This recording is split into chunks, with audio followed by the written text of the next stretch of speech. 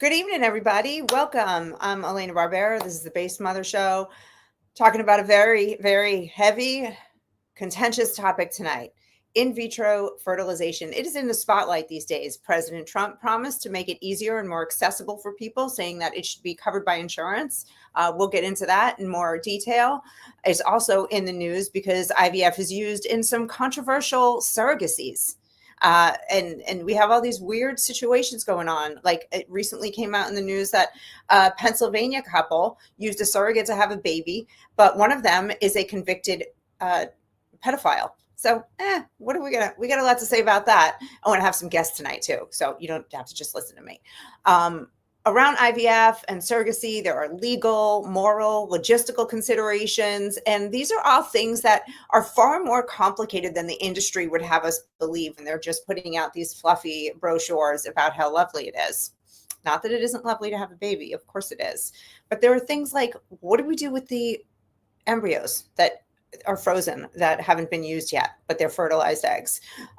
Should everyone have the right to IVF and a surrogacy? And how do we resolve things like lab mix-ups, which can get really hairy? And we're going to show you some of those examples tonight.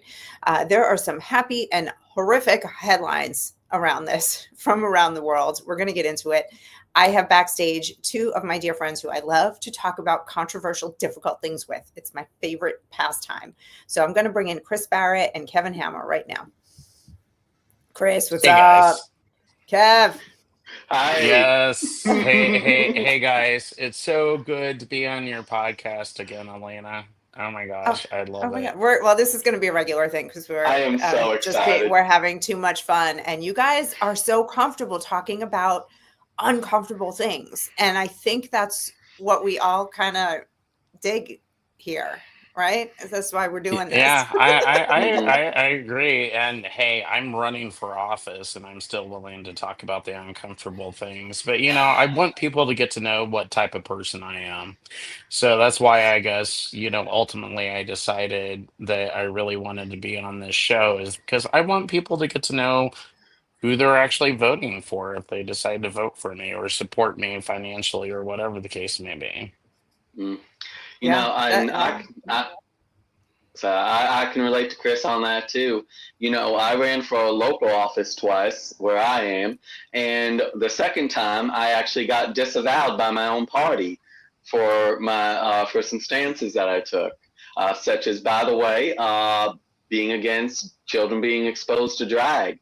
And yes, I ran as a Republican, and I got disavowed by the top of the ticket. Controversial. Get out of here. Yeah. Disavowed because you were too conservative and too interested in protecting children. Running as a Republican, the top of the ticket for the Republican Party disavowed me because I said that children should not be exposed to drag. Yes. Yeah, well, it is kind of. It is kind of funny, Kevin. I mean, maybe the only thing that I disagree with certain people on, and we were talking about it with the before the show started, was like just some of my views on same-sex unions and stuff like that. And I'm not even going to call it marriage because I really don't care about that word. But that's the only thing that I disagree with. Otherwise, I'm like such an absolute conservative. And it's just kind of funny because it's like I look at other so-called conservatives in my state capital and I'm like, oh my God, I could out conservative you any day. I would not argue with that statement at all because you and I have had a lot of long conversations, and you've brought me to the right on some issues, and I'm pretty well seated and well rooted in the right. Elena. All right, go ahead.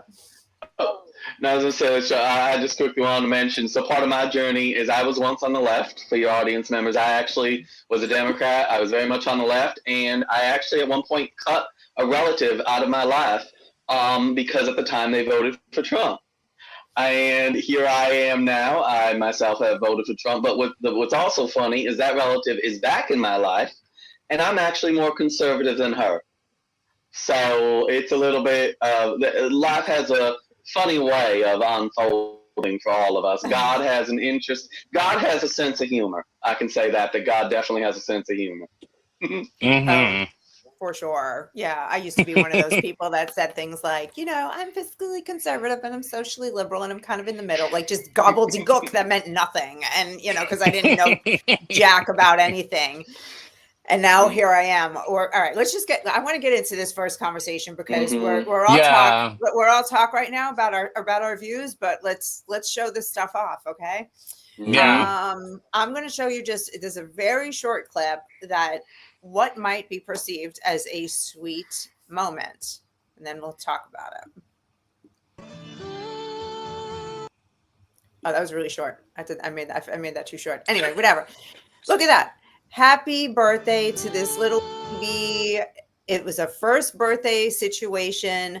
This couple, they had a child via surrogacy. After the first birthday, it came out to the public that one of those men is a convicted child sexual abuser. He is a pedophile. And this has opened up a giant can of worms in the conversation about the ethics around surrogacy, who should be able to have, use surrogates, hire someone to have a womb, sex offenders having children, all of it. I'm just going to let you guys go off. So, sorry, if you don't mind me, Chris, I just wanted to mention. No, you go right ahead, Kevin. So even up to just earlier today, right, I was researching and I found a link that dealt with a number of states, all the states throughout the country and their laws regarding surrogacy IVF. Mind you, often if you have surrogacy, you have IVF involved.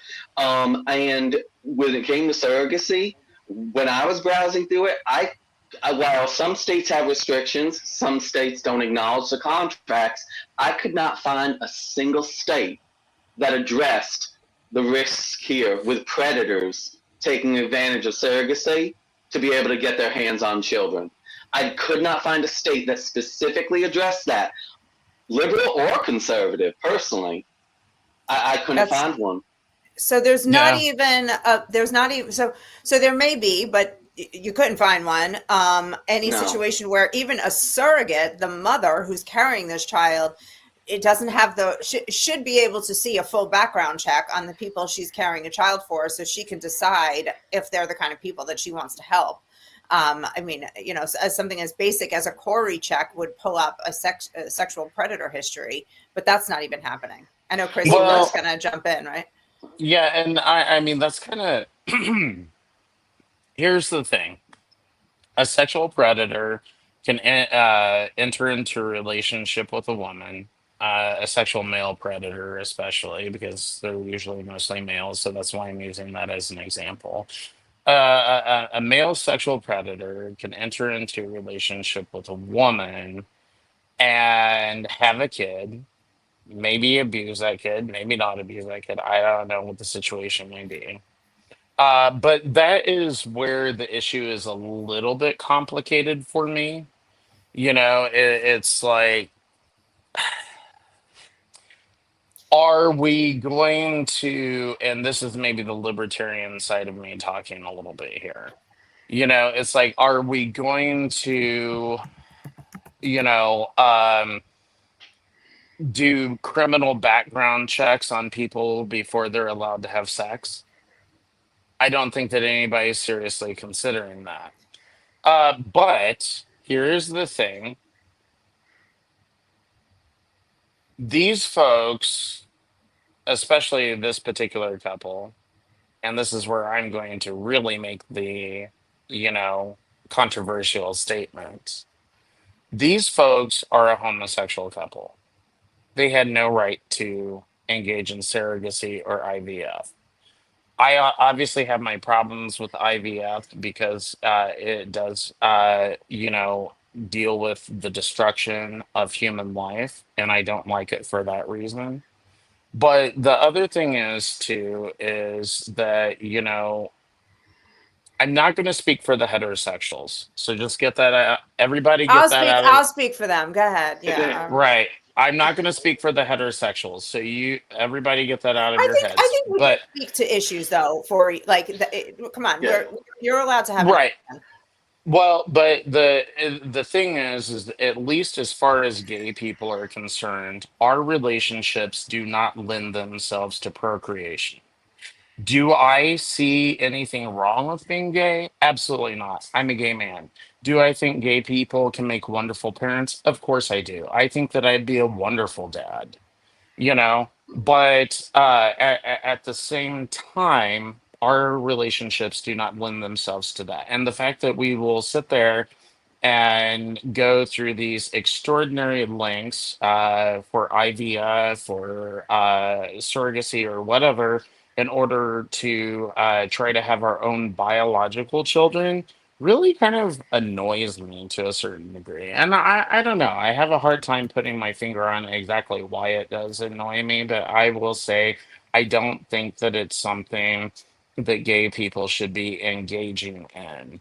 Now, like I said, I made my comment. And it's like I don't know how we deal with this. I really just don't. It's like sure we could do criminal background checks for mothers who are going to be surrogate or something like that, and but at the same time, like I said, it's so easy to for one of these perverts to go out there and have sex with a woman and then produce a child Yeah, and but that sort of yeah, thing. but And I don't know Yeah. how we regulate it if there but is going to be any regulation. can a sex offender adopt a child? Yeah. No. They shouldn't be Okay. able to. Okay, Yeah, right. they So they so they so when we're talking about surrogacy, there is an egg that neither of those men could have possibly produced. So there is an well, element of adoption Yeah. there. So there it is. kind of it kind of is. It kind of is. Go ahead, Kevin, and I'll Yeah. follow up with what I So was going to because say. here's the thing, I wanna jump in. I'm kind of gonna go, jump stone to stone, as Chris has laid them out a little bit. Um, First of all, I do not have as much of a libertarian vein, at least not anymore. There was a time, there was a place. And for me, how I would see it is, of course, you're not going to legislate, right? Say there is a convicted sexual offender, right? Specifically a pedophile, right? And if they're being intimate with a consenting adult, obviously that's that other adult's, decision.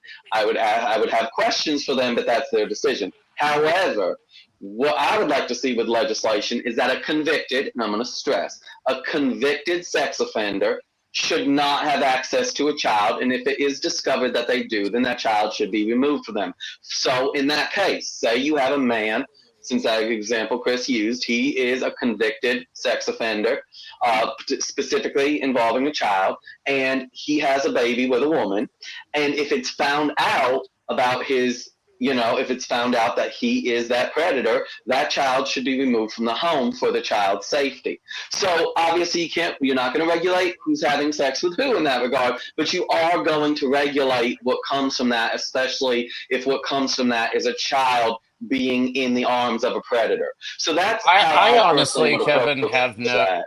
Kevin, I honestly have no problem with what you just said there.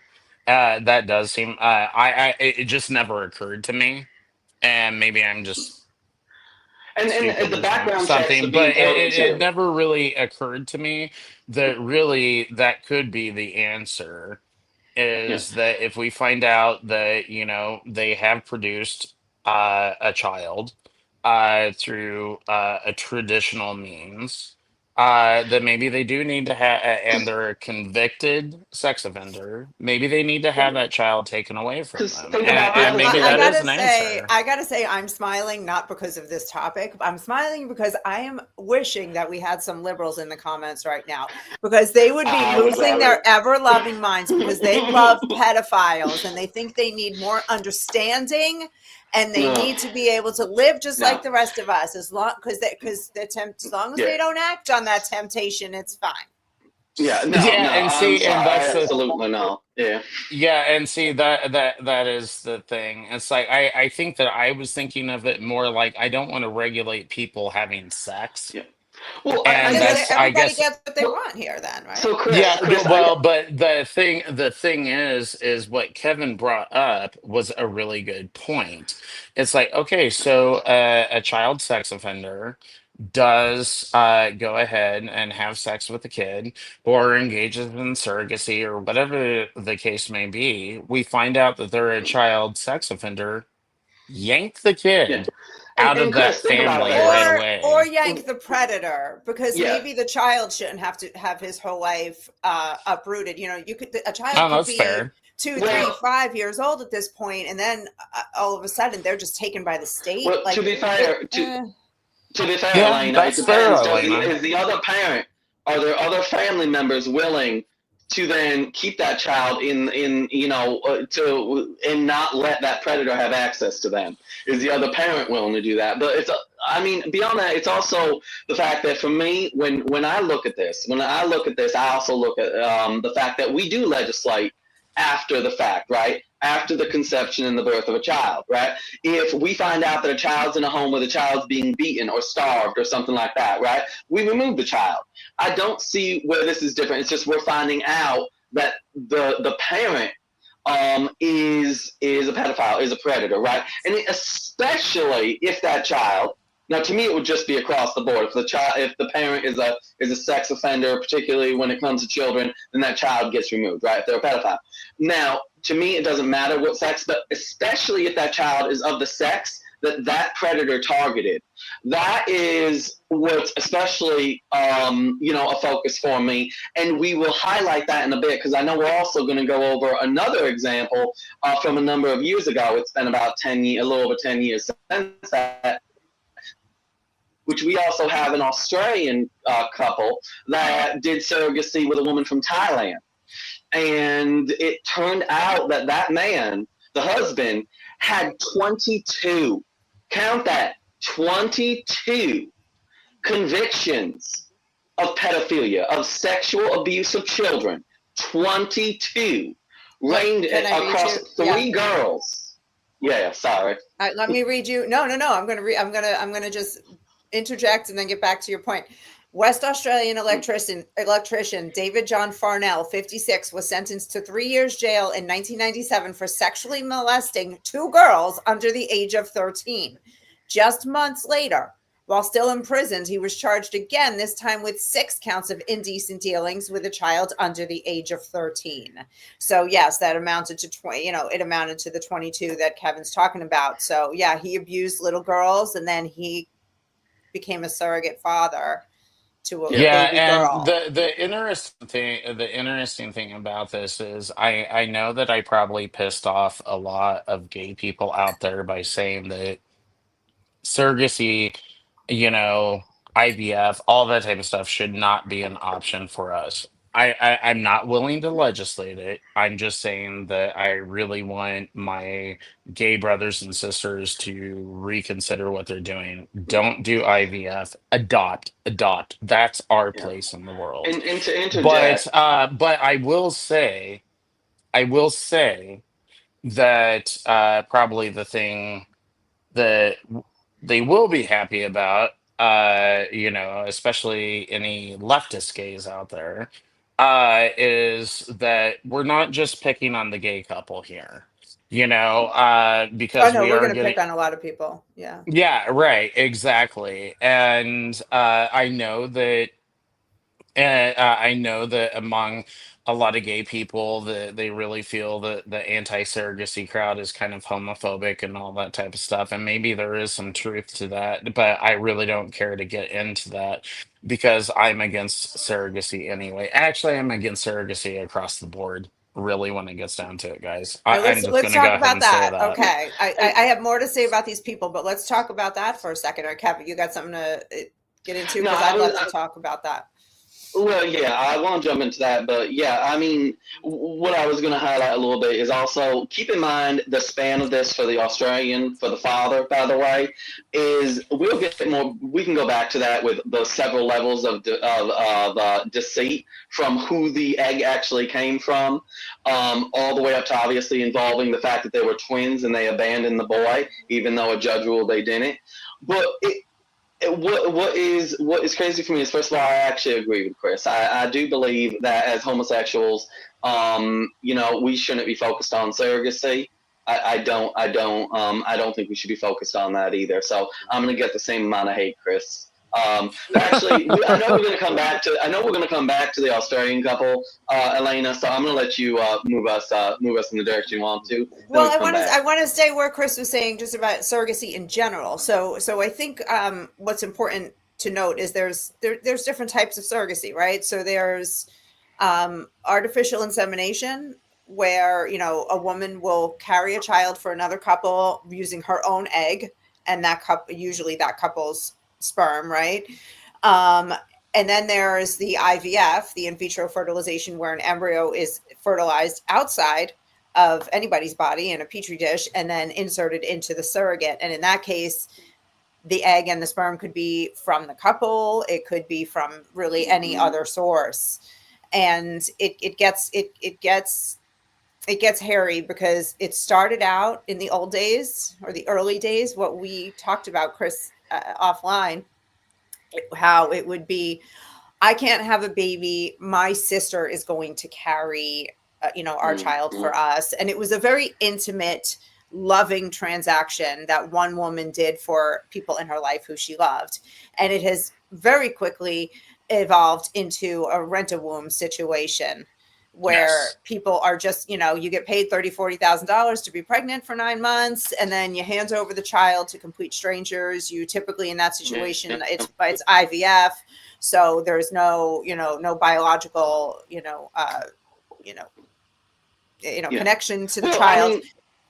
And it's weird. And the thing is, Elena, the thing is, that's okay, Kevin.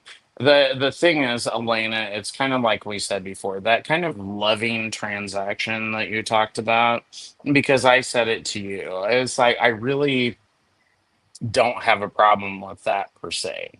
Yeah. But where I'm against surrogacy in general is like, it's like, really, when it gets down to it, and this will probably be kind of controversial, and I'm willing to learn, but the thing is like, even among heterosexual couples, and I guess this is what I was getting to. I wasn't going to talk about heterosexuals, but I guess I will, in order to make it clear the consistency in my argument. You're here. allowed to. Yeah, just for the record. No heteros are going to get mad here. The thing is that, I mean, if you're a couple that is unable to produce children, whether you're gay or heterosexual, because it can happen in either situation. If you are a couple that's unable to produce children, I do truly believe that going through these extreme scientific methods, medical methods to produce children are kind of weird, given that there are so many children out there who need loving homes. So why are you, as an infertile couple or as a gay couple, creating new life when there are plenty of other lives out there to save? I hope that makes sense. And I'll let you go, Elena.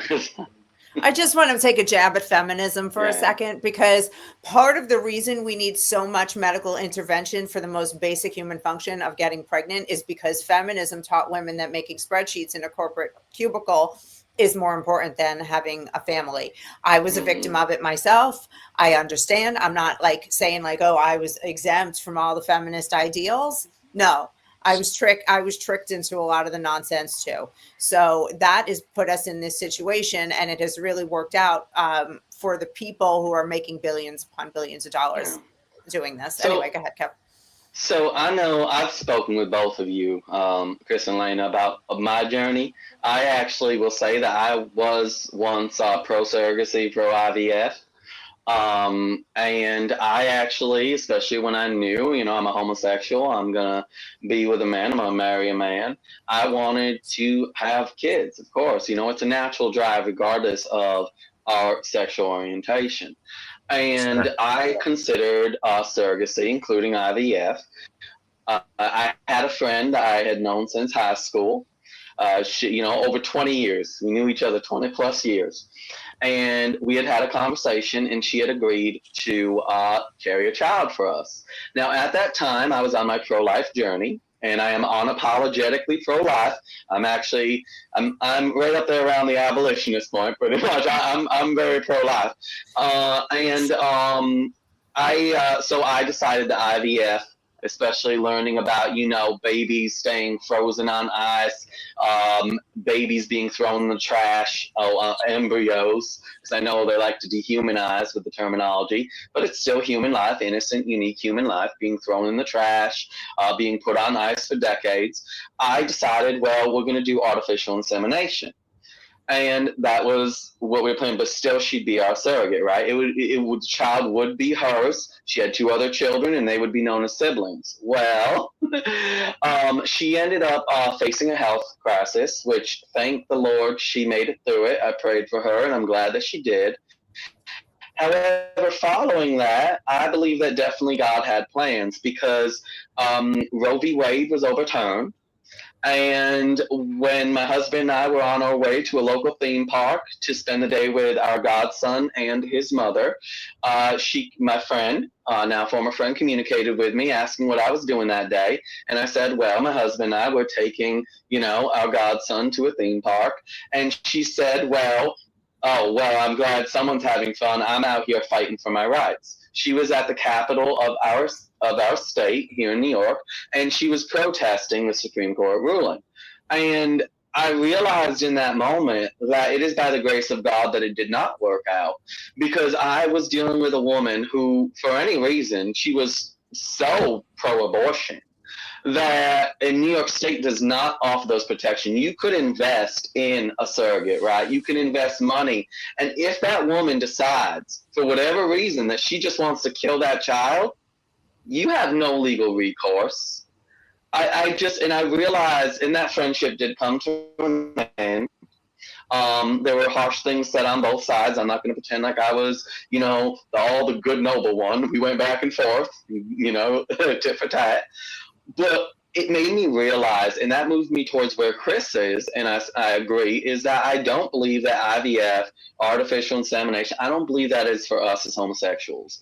I believe that we are there to support the community. And when there are children who do not have homes, it's interesting. It made me think of, there used to be a show called Ananda Lewis. I don't know if either of you are familiar with that show. She did an episode about gay adoption, and there was a gay couple on there who had adopted a number of children, older children. We're not talking the babies or anything like that. And she asked them, and they had adopted children with medical conditions as well. And she asked them, why don't you just step aside and let heterosexual couples, who are in line, adopt these children? And I'll always remember what the one dad said. He said, you don't get it. There was no line for these children. Aww. There was not a single, there was no one else in line for these children. They had been in the system for years without either of their sides of biological family wanting anything to do with them, for behavior issues to health issues and all that stuff. So that is what I believe we have a place in society, is to be that for the children who truly are. And as someone who wasn't raised by his biological parents, by the grace of God, I thank God every day that I was not raised by my biological parents, because I got to meet them when I was older. Trust me, it was a blessing to have the two parents that I did, God rest their souls. So that's a bit of my journey of how I went from someone who was pro-surrogacy, pro-IVF, to someone who stands firmly against it, from being pro-life, unapologetically being pro-life, to having experienced the beautiful gift and blessing that is being adopted and raised by a loving family. Yeah, you have a very personal experience there. Yeah. It is kind of interesting that you bring that up, because Nathan's cousin, Nathan, by the way, guys, is my husband, if you don't know. His cousin is a gay man, and he and his partner adopted two boys. And it was kind of the same thing. It's like they were much older. And they came with lots of problems with like drug addicted parents and stuff like that. And no one else wanted them. No one else did. You No, it know, is extremely hard to take on children who are already traumatized. I mean, people don't even want to adopt older dogs, and that because they don't know how the trauma is going to affect how that dog's going to behave, and human beings are infinitely more complicated. So for oh these yeah, yeah, guys to yeah, take this absolutely. on is, yeah, And it's so I incredible. mean that's where I see our place, and I think obviously Kevin agrees as well. And so all these extraordinary measures, you know, surrogacy, IVF, whatever the case may be, even artificial insemination, just don't seem to make sense for us. They just don't. You know, And I I know want I can't. to, oh, sorry, go ahead. Oh no, no, it's okay, Elena. Go right ahead. I just want to reiterate your point earlier, saying that like you don't want to legislate for this, but you're just Yeah. saying just because you can does not mean that you should. And there's a lot of things that we have the right to do that we really shouldn't be doing. And Exactly. I would never legislate against right, this. I just wouldn't because that is just kind of against my ethos, you know, to have that sort of uh intimate interaction between the government and people. You yeah, know, the government just really should not be getting involved in those intimate situations between people. But what we can do is do like what we're doing right now.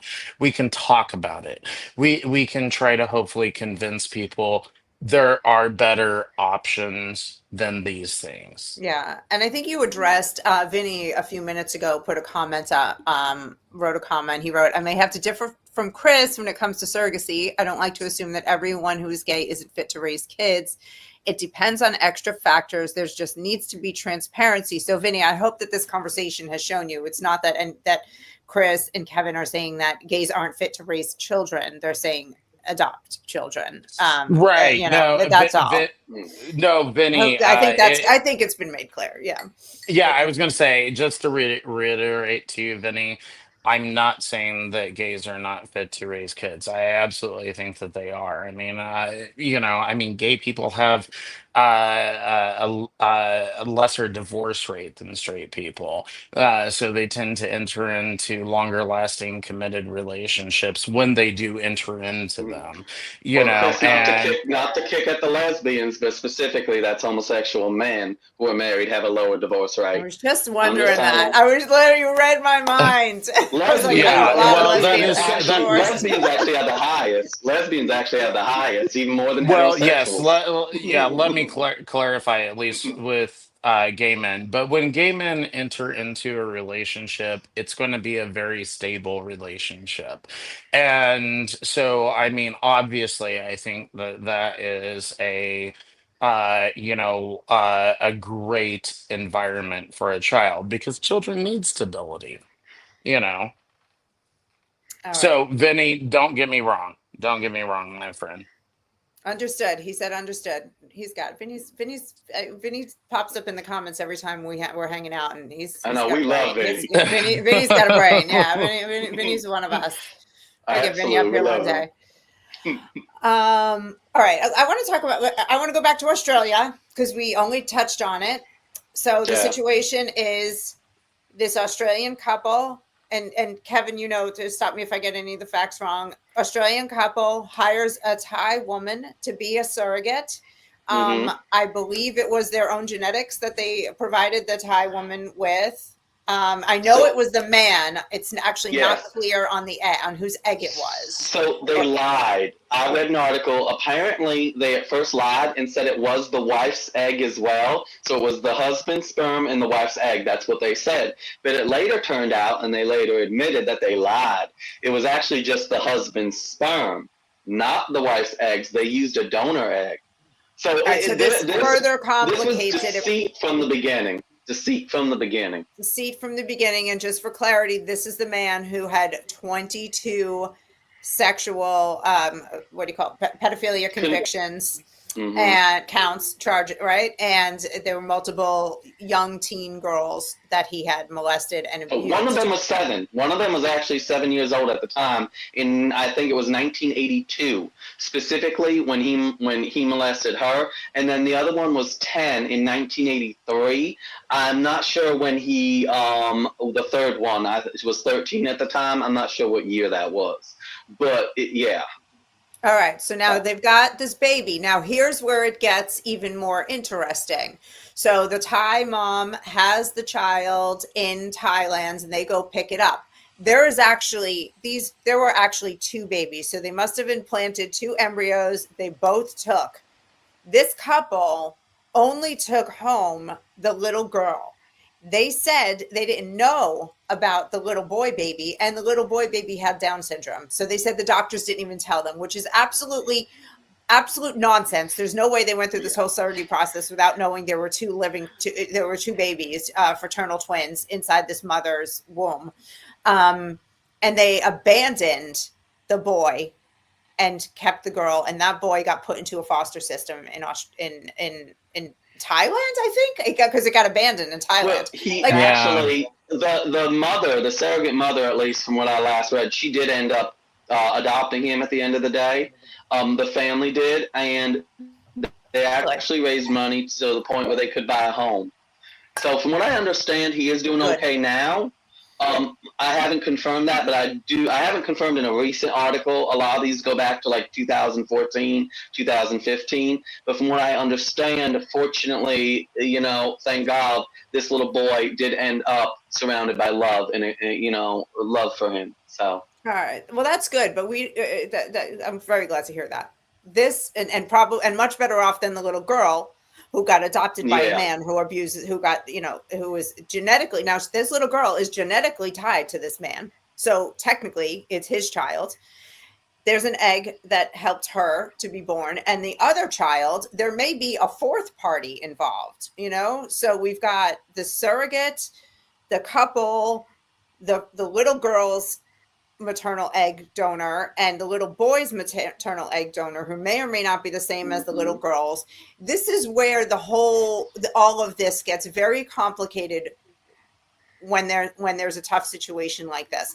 Like if this couple is forced to give up this little girl, who gets her? The surrogate? Who gets her? Do they go back to the original egg donor and say, hey, just asking because it's your DNA, do you want the baby?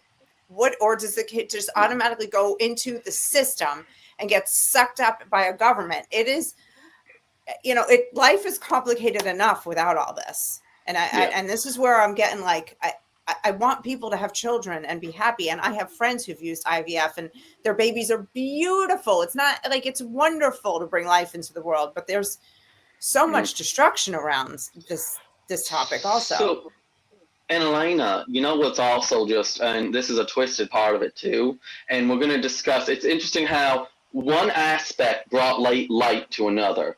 I know we're going to go over a IVF mix-up soon, where they wouldn't have known if the child wasn't born a certain way.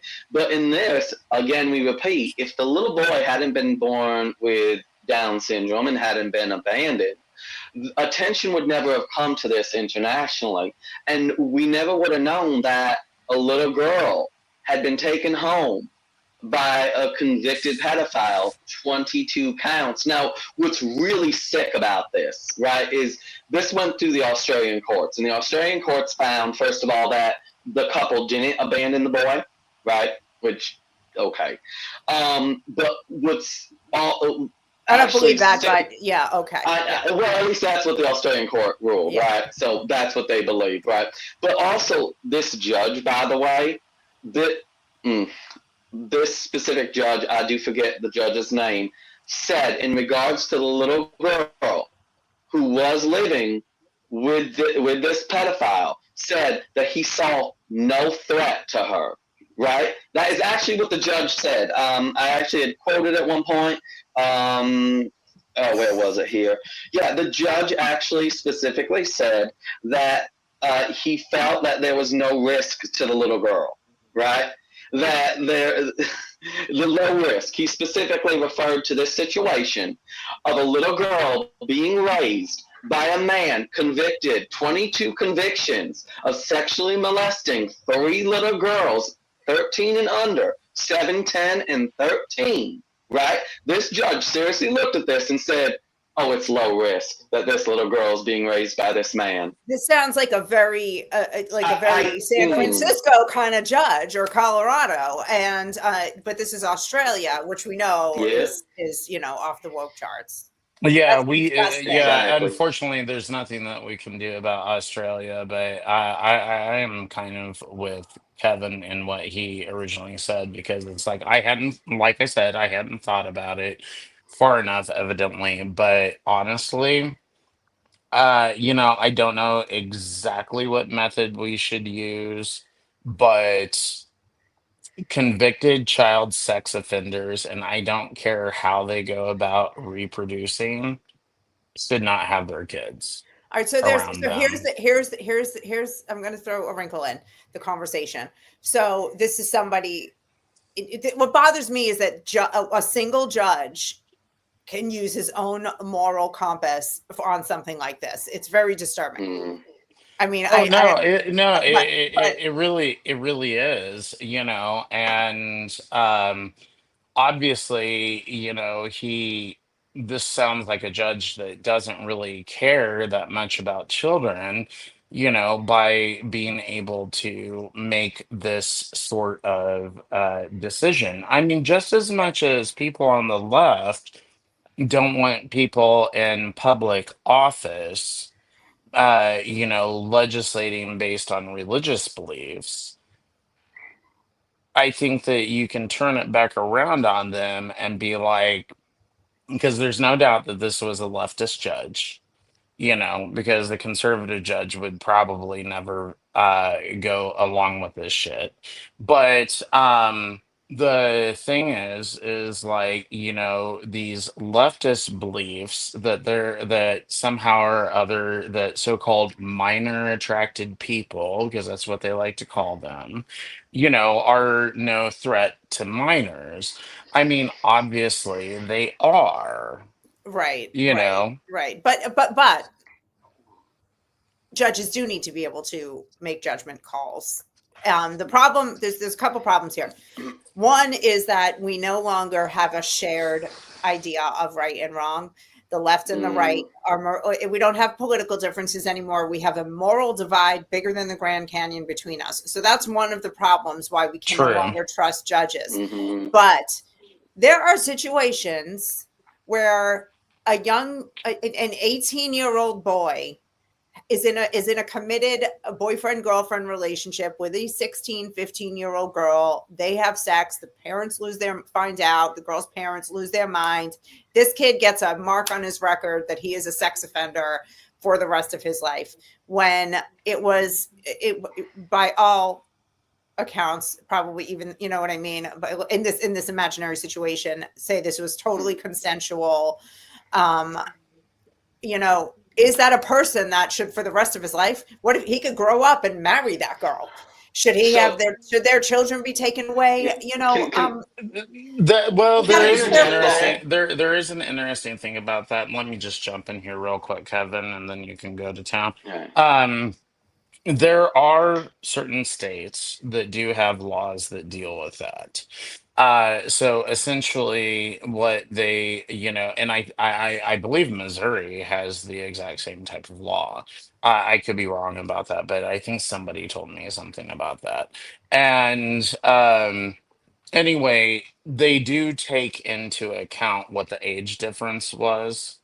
And so while it is technically breaking the law, there is kind of like a secondary law that kind of kicks in. And if the age difference wasn't that great, then all they're faced with is a misdemeanor.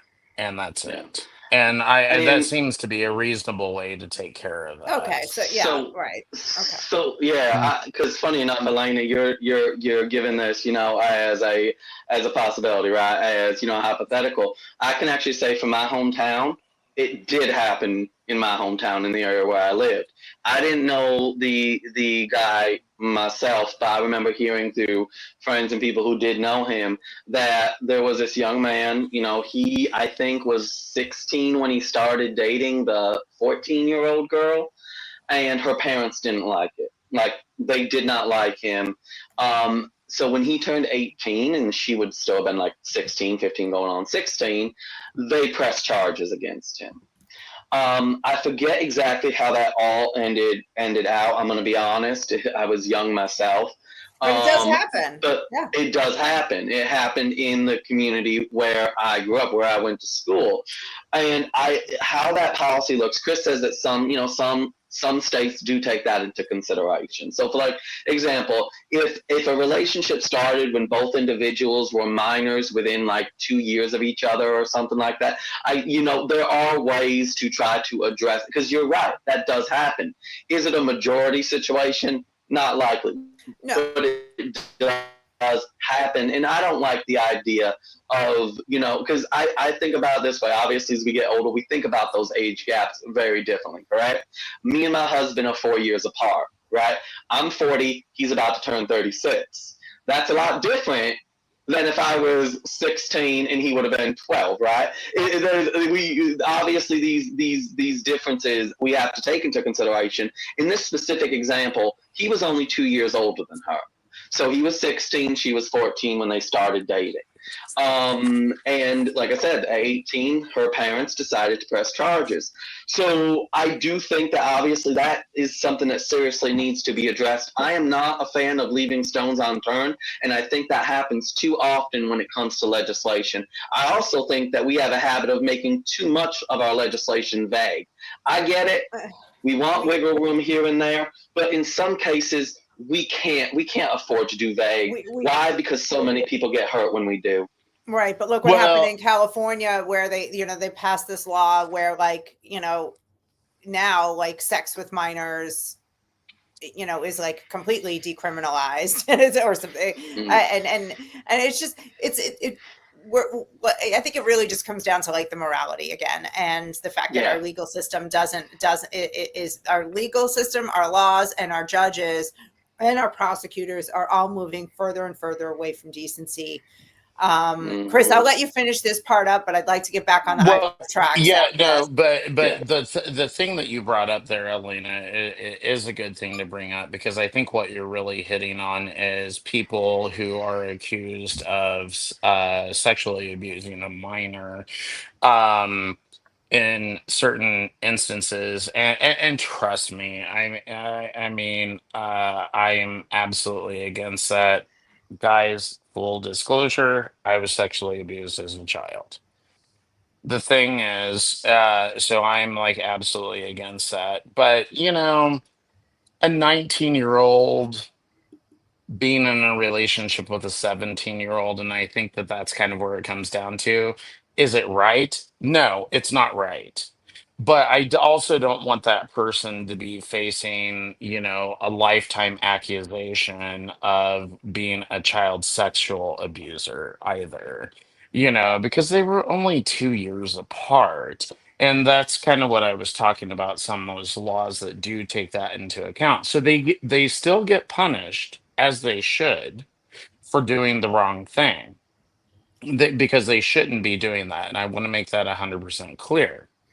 But at the same time, they don't face a lifetime of being a registered sex offender and having their children taken away from them when they're 35 and they weren't really a pedo, that's right. Yeah, right. That's where I wanted to land on that. So thank you. All right, we're moving back to IVF. We're getting back on the track here. We always do this. We go down the mountain and we got to get back up. Okay, but it's fun. All right. So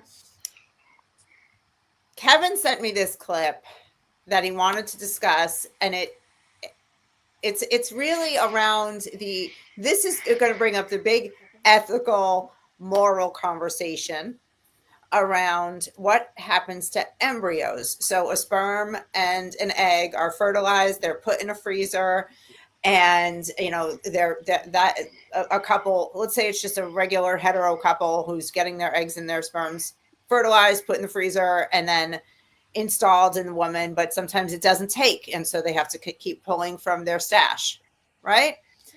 What happens to those embryos now? These are potential lives. They are lives as soon as they are unfrozen and put and, you know, attached in the uterus. This is a clip that really talks about, really gives a good feel for how the industry sees this. Here we go. Process of destruction. Oh, you just keep them out for 2 minutes and they're gone. Oh. Because, you know, it's like human life, Yeah. which has been frozen at minus 180 degrees Celsius. So the moment they are exposed out Of that temperature. and not put in the right media where they are to be thawed, they'll just decay. They'll decay.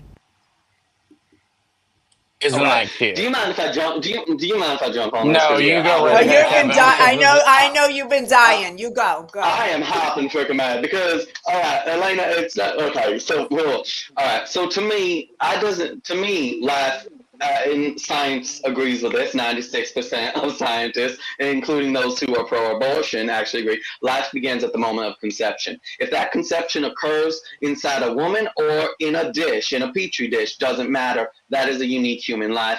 That is unique human life. And I'll at least, I don't want to use the word credit, but I will at least say this much. That woman acknowledged that it's human life. That woman is guilty of she's discussing murder. She's discussing murder. But that's right? what made it even worse. It doesn't make it even worse. It made it darker, even more evil, because at least like some pro-abortionists, when I talk to them, right, I genuinely think they have been indoctrinated into not understanding what human life is. I will be in debates with pro-abortionists that say, well, it's not human. An embryo isn't human. It's not a human life. I'm like, well, what species is it? We don't carry koala bears or dolphins or whatever inside. A woman doesn't carry that. We don't produce that. But in this case, she full on made light of murder, in my opinion. I'm going to be honest. She made light of murder right there when she said that, because this infuriated me because it's so dark. She said it so calmly, so matter-of-factly, and to me, that's what the IVF industry has done overall. We put human life on ice, right? We recently had a baby, the oldest baby ever born, that frozen for 30 years. So he's like 5 years younger than the mother who carried him, right? Than the woman who carried him and birthed him. That is insane. You're a spoiler. Sorry. I know. I went on a rant. We're going to get to, there's a blessing in that, folks. There is a blessing in that. I won't spoil that. There is a blessing there. I won't spoil that, Elena. But this really does, because it's all about cold labor. Think about it. They refer to it just with the embryos, right? The women are surrogates. They're not talking about mothers. They're not talking about, and there is this dehumanization around IVF and surrogacy that should make your blood run cold. It does mine, because we are so far from that days that you described, both of you talked about earlier, where the one woman's like, well, my sister can't have a baby, well, I'll carry the child for her and her husband. I will do. We are so far past those days. It is now a full-on industry, and it is dehumanizing in practice, and it is dehumanizing in language, and it sickens me to my core. It fits perfectly, like a hand in a glove, with assisted suicide, with abortion, with gender transition. With legalizing prostitution, just the diminishing of the value of human life, and we are nothing but commodities in increasing sense. I want to show you a clip, and then I'd like to get your take on it, Chris, and get your response or whatever, of that, another clip that proves how this has just become, we're just stuff now. Here we go. Broken couple says their best hope for having biological children has been crushed after an LA fertility clinic threw away their embryos. This journey has been incredibly lonely, filled with medical procedures, tests, and expenses, only to have everything come crashing down in the worst possible way. Since 2021, Marissa Calhoun says she has endured 3 agonizing egg retrieval procedures. Then, almost a year ago, her eggs were fertilized and placed in an incubator.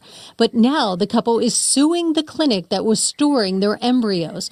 Reproductive Partners Medical Group. RPMG eventually admitted that an employee had not labeled the embryos before placing them in the incubator, and then later took the unlabeled embryos out of the incubator and just threw them away. Sorry, Chris, you go. You know, I mean, here's the thing, Elena, and I've got to kind of piggyback on what Kevin said. I mean, this is also dehumanizing. It really is. I mean, it's like, I feel for that couple, but it kind of goes back to what I said beforehand. They shouldn't have been doing this. They should have been adopting. That's what they should have been doing. And, because there are so many children out there who need parents. So if they weren't able to have children naturally, then they really should have done that. And then on top of that, knowing what we know about IVF, as Kevin pointed out, that it does end up in the destruction of human beings almost universally. Yeah. I mean, my heart goes out to them, but because humans aren't perfect and I'm not here to judge them. I know what they were trying to do and I'm not going to judge them over that. But at the same time, there's a part of me that also says it's like, but you were willing to kill a few babies in order to have one. But I don't think that people, the problem, this is why it's good for us to have this conversation, because there was a time when I didn't think about that. I didn't know. I wasn't this pro-life. Like I just, now I understand the science and the ethics and the morals around it. But the industry and society as a whole has this, you must get what you want. You can do things that make you feel good, and this will make you feel good. You want your own children, this will make you feel good. And that's all we're talking about. We're not talking about what happens over here in the background. We're not talking about the fact that you have incubated children who are then going to go in the garbage. Nobody says that. And people just, they brush over it, they gloss over it, and they pretend like it's not happening. So in their defense, they just haven't really been properly presented with the idea, because I like to believe that most people would, when really confronted with this, at least take pause.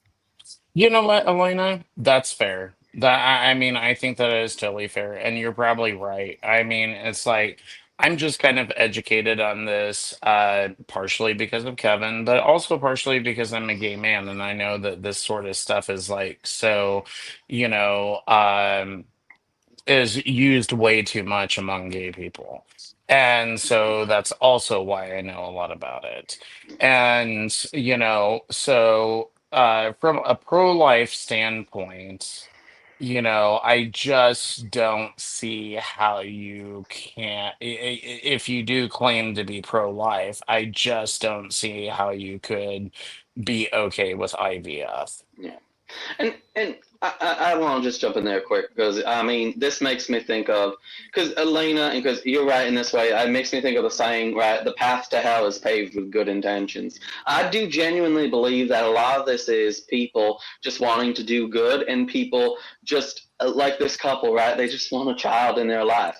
I don't have strong ill will. Good people are capable of evil acts, of even if they don't realize it, promoting evil, promoting harm.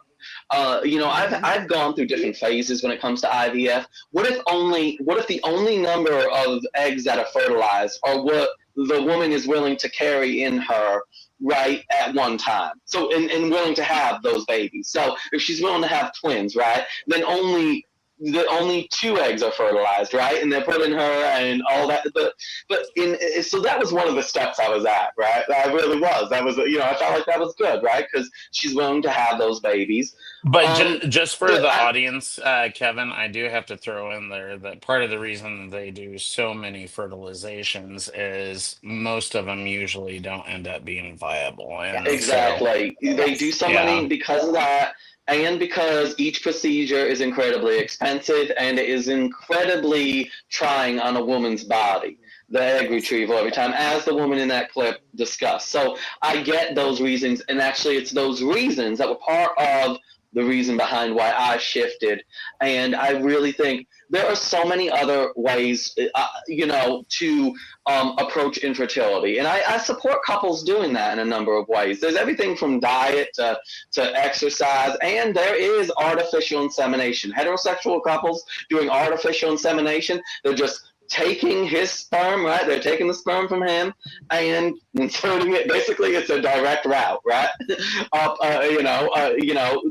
That I can at least with that, because that's site assisted. But at some point, you have to accept that is not God's calling for you. A biological child is not God's calling for you. Oh, wait, whoa. This is because God's left the building in their minds, right? He's here. This is why we're having this conversation, because God isn't in the conversation. Well, I think that's the thing, Elena. I think that's kind of what I was getting at. It's like, I mean, I understand there's people out there who are probably listening to this who disagree with homosexuality and all that type of stuff, and that's perfectly fine. I am not here to change your mind on homosexuality.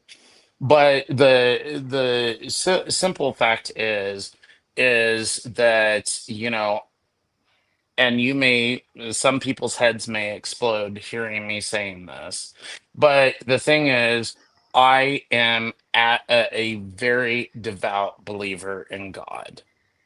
And, I try to understand to the best of my ability what God expects of me.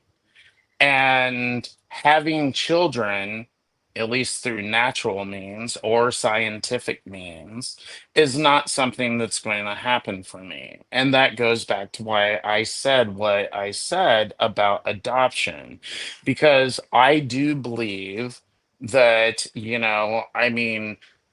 like I said, I don't understand why I'm gay. I don't get it. It confuses me. I have no idea why I feel the way I feel.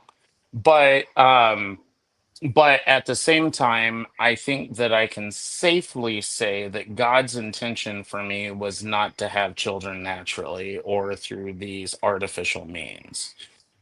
So if I do want a child, adoption is probably the way to go. And that's why I said what I said, because at least in my mind, God is in the room. In our minds it is, but I meant for the people saying, that Kevin was talking about, saying, God, you have to accept that God doesn't want this in your life. Like, they're not thinking about what God wants, they're thinking about what they want. And this is the perfect segue, talking about people who God has not put them on the right path, on the path that they want to be on, at least not yet. And they tried to force the situation, and something crazy happened. Kevin, I know your head's going to explode, and you can go first on this one too. Hold on. She said she'd chosen a sperm donor with features similar to hers: dirty blonde hair, blue eyes, fair skin. But in the delivery room, that feeling of euphoria shattered moments after the baby boy was born. My first thought was, he's absolutely beautiful. It's gorgeous. And my second thought was, what happened? You knew? I knew immediately. He is African American. That was very evident from the second they held him up, that something didn't go to plan. So my first thought was it the embryo or was it the sperm? It's not that you were upset that he was African American. No, never once. Not once. What was upsetting to you? That he might not be mine and that I might not get to keep him. All right. I have a lot to say on that, I'm not going to lie. First of all, just hiding the fact that if this beautiful child had not happened, had not been black, she probably wouldn't, I'm sorry, this would not have ever been known. It never would have come to the public eye, because the thing is, every human life is a blessing. This baby boy is a blessing. Right. I quickly do want to divert quick, because one of the things I get since I've come out against IVF, I have gotten said, so what, you think that all those children born of IVF shouldn't exist? I've been told, asked that, I've been accused of that, and I'm like, no, that is not what I'm saying. I believe all human life is a blessing from God. Here's the thing, though, is that because as someone who's pro-life, I do not value human life based on how it comes into existence. That's one of the ways I do not value human life. Location, stage of development, or other ways that I do not value human life. And because I do not value human life based on how it comes into existence, I just value the human life. For example, if a baby is a result of sexual assault, right?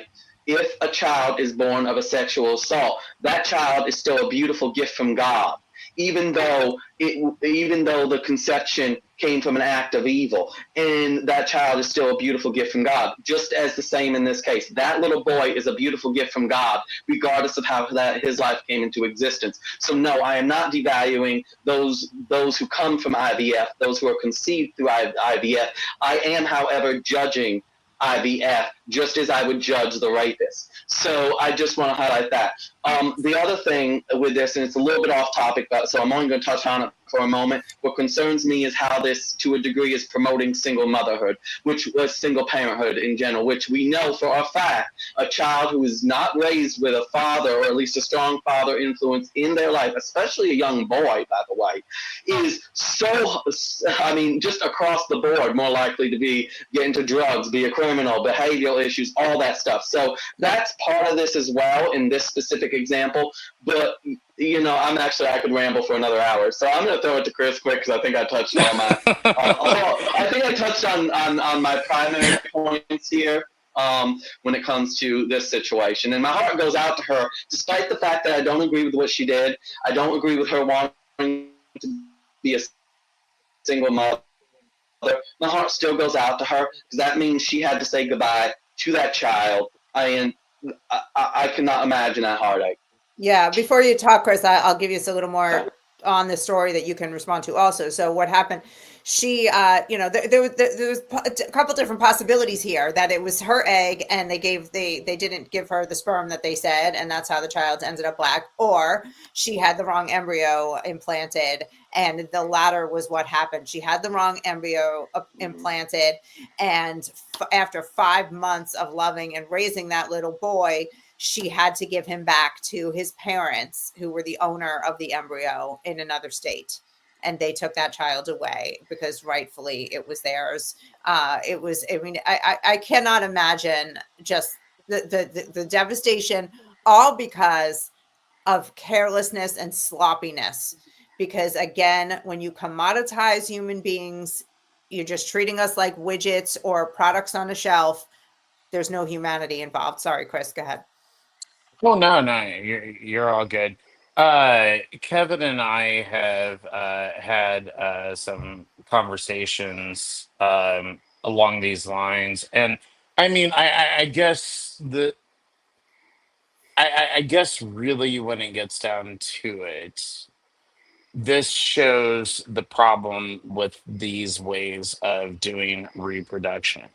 And the thing, so let me say that at first. But the other conversation that I was referring to that Kevin and I have had is talking about having, strong male influences in children's lives. And so, it is kind of concerning that she wanted to do this on her own. Again, it's not something that I'm necessarily willing to legislate against, but I would at least like to educate. You know, um, a woman who's doing this is forgetting that, the male influence in a child's life, especially if it's a boy, is, and in this case it was, is actually far more important than the female influences. And science backs this up, and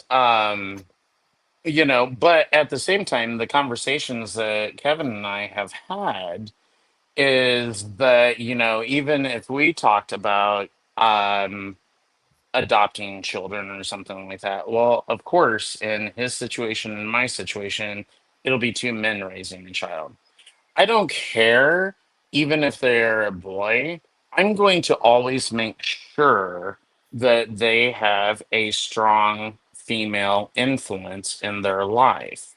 Because they need that. They need to learn what a strong, good woman is. Because chances are they're going to be straight. The vast majority of people are not homosexual. So they're going to be straight and they're going to end up with a woman, and they need to know what a good woman is. And so I would absolutely make sure that that is the case. She obviously, we don't know about the particulars of her situation, whether she planned on having a strong male influence in the child's life or not.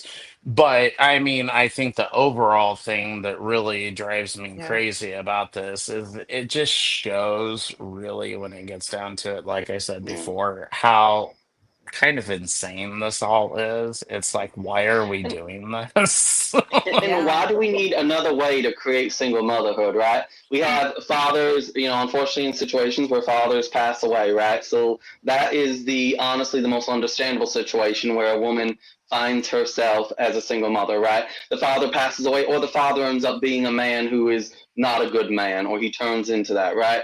Abusive, so on and so forth. Or just abandon. We have so many other ways. Why on earth? And we know what that does to a child, the development of a child, especially a boy, but also a girl. But I want to go back a little bit though on that, because I don't want to discount the importance of a mother, because I do believe that as we see a child get older, the father becomes that influence of a father, at least in regards to creating boundaries, setting direction, is more important, absolutely. But studies also show, and mind you, I say they show and strongly suggest that when a child is born having spent, for example, if a child spends so much time in the womb hearing the mother's voice, getting familiar with that environment, there's so much that takes place, right? Then, especially if when that child is born, if it happens to be laid on that woman's chest, there is a bonding experience there as well. So that just goes to another reason why I highlight why I'm against this, especially when it's one of those. Funny enough, I think it was one of the Kardashians, and I cannot believe I'm referencing them. Oh goodness, I swear I'm not. I'm not that What's gay. going on? I'm not that gay, people. I've never watched an episode of it. But there's one of the Kardashians who she did surrogacy, and she even said that something felt wrong about it. I forget which one it was. I don't know their names, but I know that she said something felt off and wrong about it. That she was taking this child from this woman, and something at her core felt wrong about that. Because it is this child, even though this child wasn't biologically related to the woman who carried the child and birthed the child, that child developed in her womb. And when that child was born, the first person it wanted to be in touch with was her, not someone else, not a stranger waiting in a freaking waiting room or even in the room. That child wanted to be in touch with her. Yeah. So let me address one thing though, because one thing that I see from the anti-surrogacy crowd that drives me a little nuts is they always do focus on the importance of the bonding between a mother and the child. Not saying that that isn't important. Obviously, it is. But I also do believe that we live in a very imperfect world, and that's not always going to be possible. And what I mean, and I'm not, forget surrogacy, forget IVF, forget all that type of stuff. I'm just talking about, heterosexuals that want to give up their children, you know? And so then people like you and me, Kevin, might want to jump in and, take on these children as our own. We're never going to have that same type of bonding experience, that mother child bonding experience. But there's nothing we can do about that because this is a very, excuse my language, guys, effed up world that we live in. It's a fallen And so, world in so many ways. right. Yeah. And so, I mean, what we can do is try to make the best of it. And that's the thing that kind of drives me crazy about some of the anti-surrogacy people is they make it like this child's just not going to be able to function in life unless they had a chance to bond with their mother. And it's like, no, that's not true. That's not true. Right. It It's just might be it's just not an ideal situation. It's not the ideal, which Yeah. none of us exactly. live in an ideal at all times. Ever. Exactly, Elena, and that's what I'm getting at. It's not And Chris, ideal. Yeah. and that's the thing is I was discussing the ideal when I was talking about that moment, right? I was to a degree discussing the ideal. Often when Chris and I, when we talk about the children that us homosexuals adopt and bring into our homes, those are the children that for whatever reason, unfortunately, they don't have that, that mother to lay on, that mother to give them that touch, right? For whatever reason, unfortunately, they don't have that. Right. So that is where we fall in as the support system for the culture to help nurture, where unfortunately what were the original design of the nurturing just isn't something that can happen. So I wanted to stress that I wasn't I was just saying that in a general sense that a child does bond with the mother, and it's another reason why I'm not a fan of IVF, because that child is in that surrogate. That child is in that surrogate, and when that child is born, it is drawn to bond with that mother even more. Yet you're then taking that child and putting it in the arms of, even if it's a heterosexual couple, you're putting that child in the arms. You're giving that child into a completely foreign environment, and So you're yeah, planning and it you're from the right. beginning. You're right, Kevin. It works both ways. I mean, Yeah. I tend to focus on the gay thing just because I'm a gay man, but you're right. It works both Across ways. the I board. mean, yeah, because again, it's not ideal. I mean, even if a straight couple adopts a child, they that child is no longer having a connection with its natural mother, and so it really, I don't know. I mean, I guess that's where I'm coming from. It's like we live in such a fallen world that it's wild that all of this stuff is even happening. What the bottom line is here is we live in this world where there are so many unideal situations already, and here we are adding to them. Now, one of the reasons that Yes. it's okay, the single mom gets that society thinks it's okay for the single mom to go get IVF and have a baby on her own is because I'm going to make another jab at feminism here. Modern feminism has done what it can to diminish motherhood and diminish that bonding and that importance. They'll say, oh, you can have whatever you want. You want to be a mother, but you got to get back to work. So go drop off that baby. Baby's 2 months old. Go drop it off at a daycare. Someone else will raise Yeah. it. Right. So we Right. have a lot of devaluing of these very natural bonds that are in our DNA that we need to thrive in an ideal situation, and we just go against the grain of what God designed us to do in every possible way, all of us at all times, not just these people that we're talking about, to be fair. Yeah, and you know what, Elena, Elena, oh, go right ahead, Kevin, and then I'll follow up. yeah, I was going to say, Elena, you probably, as someone who's critical of feminism, and I believe you once talked about how you were more on that side, you probably have heard a woman needs a man like a fish needs a bicycle. And I always found that particularly amusing because I'm like, well, is there any scenario where a bicycle would play a meaningful role in a fish's life?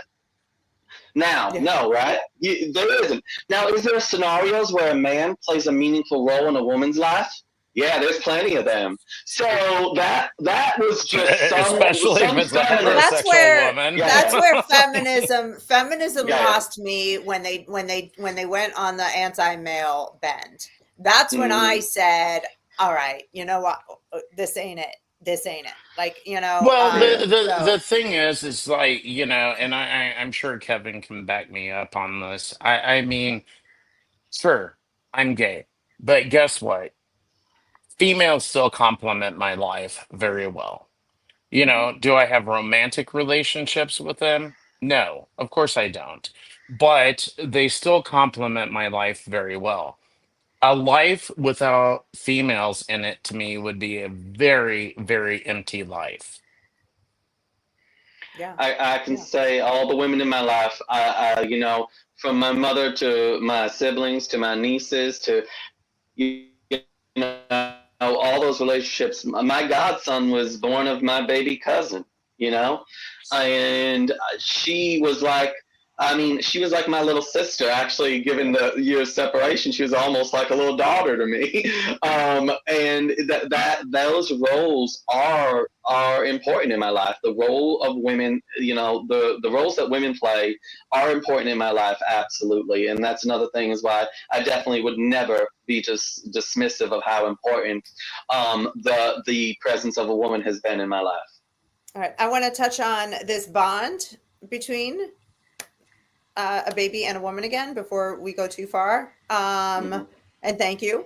Thank you both for your praise of women on behalf of myself and all women. I just want to acknowledge. I mean it. Like, it's true. Like, it, because I'm not here to diminish women either. I'm just here to diminish feminism and all the evil in the world.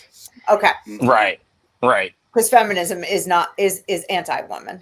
But I think that I had a little bit of a laugh because I think that a lot of men like me and Kevin get accused of being anti-woman. I'm really not sure where that comes from, but it's like, no, I mean, you couldn't find really bigger supporters of women other than especially conservative gay men. Yeah, get out of here. Like, you're as much of a woman as you are a Nazi and a fascist and a woman hater and racist and all the things. All right, speaking of race, check this out. This was another couple that was succumbed to the sloppiness of an in vitro fertilization lab. They were a white couple who ended up with an Asian baby. They turned to IVF. I didn't see this. Daphne gave birth to a baby girl, who we'll call May. And though she didn't resemble her older sister, at first the couple didn't think much of it. Both of us just kind of were like, oh, like, genetics are what they are and they're weird. But I was born with black hair, so I was like, oh, this one takes after me. Daphne continued to ignore it. But Alexander says he couldn't seem to get those seeds of doubt out of his mind, especially when others pointed out that their baby appeared to be Asian.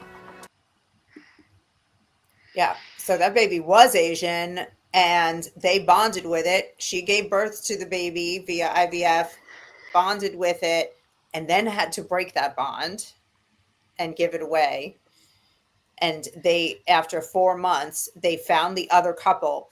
They found another couple who had received their egg, and that other couple, that Asian couple, had a little white baby with blonde hair and blue eyes, and they had to trade babies after 4 months. Oh my God. What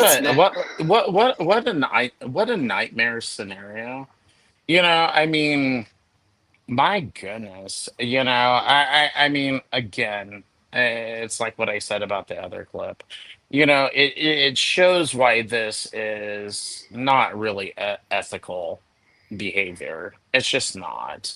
I mean, look at this type of stuff that can go wrong. I mean, put something in the hands of humans and it's guaranteed to get screwed up. And, I mean, in this instance, we're playing God to a certain degree. Yeah. And, it's like, but we're not God. So it's not going to be perfect. And it's going to be, in fact, it's going to be far from perfect. I mean, what a terrible situation to have to go through. Take it away, Kevin. I just want to highlight, because Chris, you made me think of a conversation I had in relation to God, right, in science. Because I do feel like sometimes, especially among Christians, conservative Christians, there's this hatred of science. I've never had that hatred of science because actually a number of the first scientists were very much believers in God. But however, where science crossed the line is science went from exploring the wonders of God to trying to create the wonders of God. And that is where science went wrong. Exploring the wonders of God, coming to try to understand the wonders of God, that's fine. But when you try to take over and create those wonders of God, that's where you've gone too far. And that's where I draw my line when it comes to science. And clearly, this is where we are. That line has been crossed. Man went from exploring the wonders of God to trying to create the wonders of God. And unfortunately, they've created horrors, not wonders. And that is what we've seen here, because even in that clip, because I've seen the full extended clip, the father actually says that if that child, if their daughter had not been born another race, they would never have known, or at least not unless some medical situation came up where they did blood or DNA comparison and were like, oh, this child is not yours. Yeah, but that could be years down the road, right? How many children that are of the same race are not the eggs and the sperm, are not, were wrongly implanted embryos that we don't know about? Like after learning all of this, if I had an IVF child, I would be like, I don't care if you look just like me. I'd be like, we're getting tested. I would need to know. I mean, this is just, it's too much, but and it brings up again all the ethical considerations. And so this next clip I want to show you, Kevin mentioned it before. So 30 years ago, a couple did IVF back when this was like very new, really. And they had these frozen eggs all these years, but they didn't know what to do with them. And there's a Christian organization that adopts embryos, helps adopt embryos to be implanted in parents who can't have their own children. And that is what happened here. This baby was frozen for 30 years and recently born, I think earlier this month. Here we go. This morning, a new record. A baby born from an embryo frozen more than 30 years ago. A medical feat, stunning, even doctors. The fact that somebody who wanted to have a baby but couldn't now has one thanks to a frozen embryo that was frozen 30 years ago, that is remarkable. Last week, Thaddeus was born in Ohio to his adoptive parents, Tim and Lindsay Pierce. We had a rough birth, but we are both doing well now. The new mom telling MIT Technology Review, we are in awe that we have this precious baby. Thaddeus was conceived in a lab in 1994 by Linda Archer, who's now 62 years old. She and her then husband used IVF, a fairly new technology at the time, to eventually have their now 30-year-old daughter. But they froze 3 other unused embryos. Years later, faced with the decision of what to do with those embryos, Archer learned about a Christian embryo adoption agency in which donors have a say in whom can receive the embryos. The Pierces were a perfect match. Doctors say implanting older embryos is not necessarily riskier. If these eggs are frozen properly and they are thawed and past screening, they can be just as healthy as an embryo created today. I got to start. There's no way he knows that. I just got to say, you could go in a second, but there's no way that doctor knows that. This is not old enough science. And for him to say this is fine, he is playing with lives. Go ahead, Kevin. Can I just, even the confusion in what he just said. He said if that egg was frozen, then he said that embryo. So in his own mind, he's conflating egg and embryo. An egg is not an embryo. I mean, an embryo is a unique human life. An egg is one half of that equation. So even in his own terminology, even in a few seconds, he showed how ignorant, how arrogant he actually is when it comes to this. And first of all, I want to start off with that little boy is a blessing from God. Beautiful. And what I would prefer this situation to those embryos, to those human lives just being tossed in the trash like that one couple experienced. Yes. Absolutely. Yes. I'm not going to say I want it right. The human, it's life-saving. However, I also want to highlight that we don't know what this kind of thing will do. We don't know if being on ice for that long, that young boy, because by the way, that young baby boy is like 5 years younger than the woman who gave birth to him, right? And furthermore, he has a sister who's in her 30s. I mean, this is creating a divide. They didn't get to grow up and play together. While there is the beauty in the fact that his life was saved and he was brought into this world fully. After being in the womb, that is a beautiful thing. However, there is also so much concern around this is what effect, or will there be any developmental effects for this baby boy as he grows older because he was frozen for 30 years? Do we know what a full effect that has on the DNA all the way to the baby? We don't. And I know you touched on that. It's fine. I mean, yes, I see the blessing in this, and I thank God that this baby boy wasn't thrown in the trash. I thank God for that. However, I have fear for what this means in the future as well. Chris, I'll throw it to you. Yeah, my concern with this is like I respect what this Christian organization is trying to do. I mean, and I wouldn't really want them to stop, but at the same time, there's a couple things actually. At the same time, it is basically giving an out for people who have engaged in IVF and therefore kind of encouraging it in a roundabout sort of way. And so I have a little bit of a little bit of a problem there with that. But if they could just give away their fertilized their embryos and it's basically giving away your own children. Like, I have a problem with that too. Oh, well, yeah, but my thing is just like the overall conversation we're having about IVF. It does seem like to a certain degree that it actually encourages it, because then it gives these people kind of like a moral out, so to speak, which is fine. Like I said, I again, mean, it's not moral. It's not moral because it's not moral because you're giving away your own children. Right. It's immoral no matter how you cut it. No, don't get me wrong. I'm just saying that I think that what they're doing, I think what they're doing is making this a little bit more acceptable, a little bit more palatable, and I guess that's what I'm getting at. And I hope that I'm I hope that I'm expressing myself. Yes, you are. Yes. I hope that I'm expressing myself well enough here. But this face I'm making isn't about anything you're saying. It's for the situation. You're being very clear. It's very upsetting. Yeah, and so I mean, again, this is going to continue going on. So I'm glad that this Christian organization is doing what they're doing. But at the same time, I think that they're also helping to facilitate the continuance of this. And I guess they're facilitating the conversation that says it's wrong to just throw these away. And I think in the long term, by moving that conversation into the forefront, hopefully they'll have an effect of us having fewer leftover embryos. For sure. And that is something that I'm absolutely concerned with. That's what I said. I don't want them to stop doing what they're doing. Don't get me wrong there.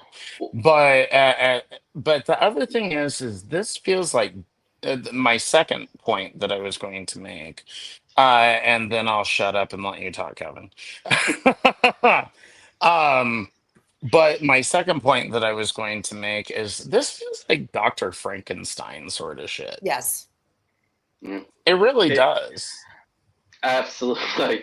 And I know we have three very passionate people here when it comes to this. So folks, I hope you bear with us, as especially Chris and I, we go back and forth so much. I kind of, so here's how I understand what Chris was saying, which I do think you were explaining clearly, but this is how I've also came to understand that is the Christian organization is doing an amazing thing. I do not want them to stop this, right? No. However, I do think obviously while doing that, they also need to be speaking out against IVF in a more general sense, which they do, at least from my understanding. However, that's good. That's good. See, Kevin, I didn't know that. I did not know that, so that's good. I've heard of this. I've heard of organizations like this, and they usually do. They're adopting the embryos, the children, while also speaking out against IVF in the future, continuing, right? Which is great. That's what I support. However, the one thing where I think where you're right, Chris, to a degree, is that until we legislate IVF, which, by the way, IVF, especially in America, other countries have shifted on this. The IVF is not really legislated in America. The IVF industry in America has standards, but even they are usually suggestions. They're not actual rules that you have to stick by. It's a question, because they claim that it is a highly regulated industry. No, it's not. No. It's highly suggested methods of practice. That's a fact. There are very strongly suggested practices in IVF, but when you research it, and it was a video clip, I know I sent you so many, Elena, I'm sorry, I still apologize for that, but in one of those clips, there is a gentleman who explains that. He's like, they are saying it's highly regulated. It's not. It's very highly suggested certain practices, but they're not regulated. And there is no real backing when it comes to law. So that needs to change. So until that legislation takes place, right, what we're going to see, unfortunately, these Christian organizations get probably used as a little bit, is the IVF industry is going to be like, well, we can continue to push forward because any embryos that don't get used, the Christians will take. And I think that will be a little bit of a mindset as to how they might justify it. However, the long term, and this is why I do support the organizations, is because they are still speaking out against IVF and surrogacy, but they're seeing the children that are here and saving those lives. As Elena, you said it earlier, this is a life-saving practice.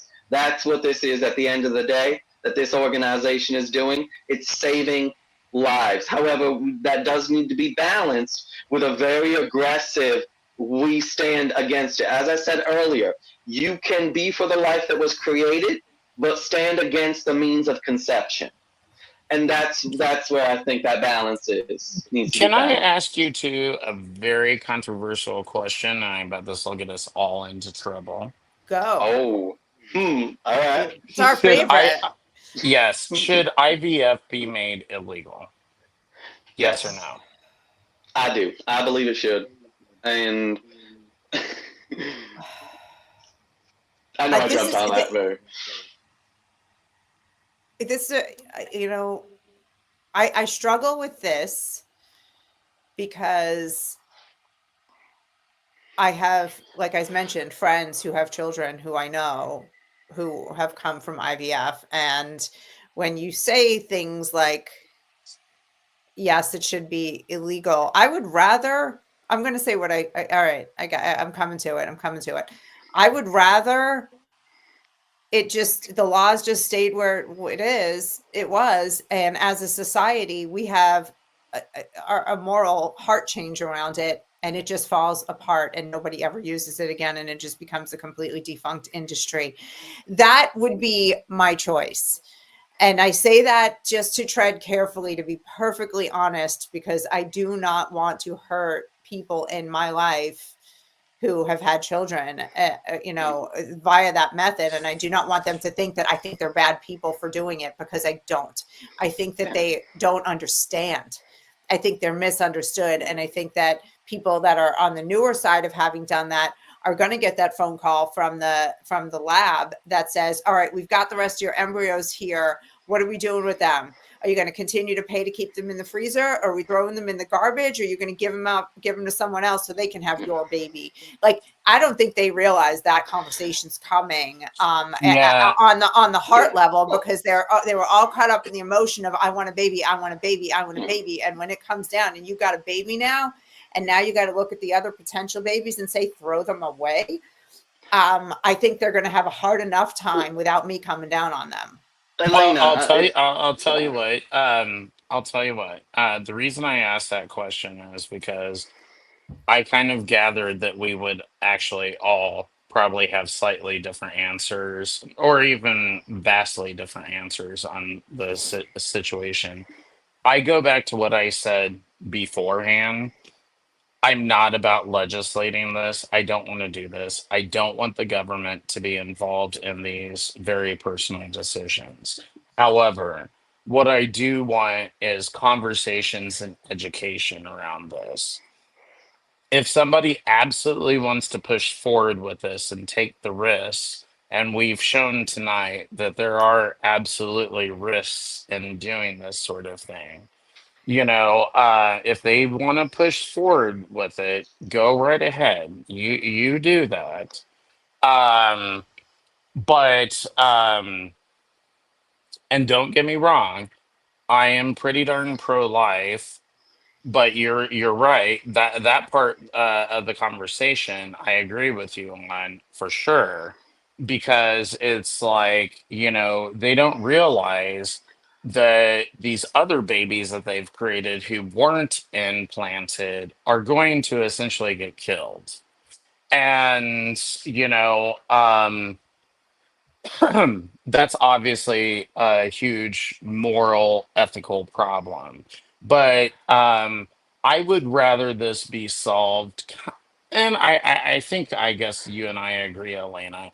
I would rather see this solved through education and conversation Yeah. as opposed to the government coming down on people and saying, no, you absolutely can't do this.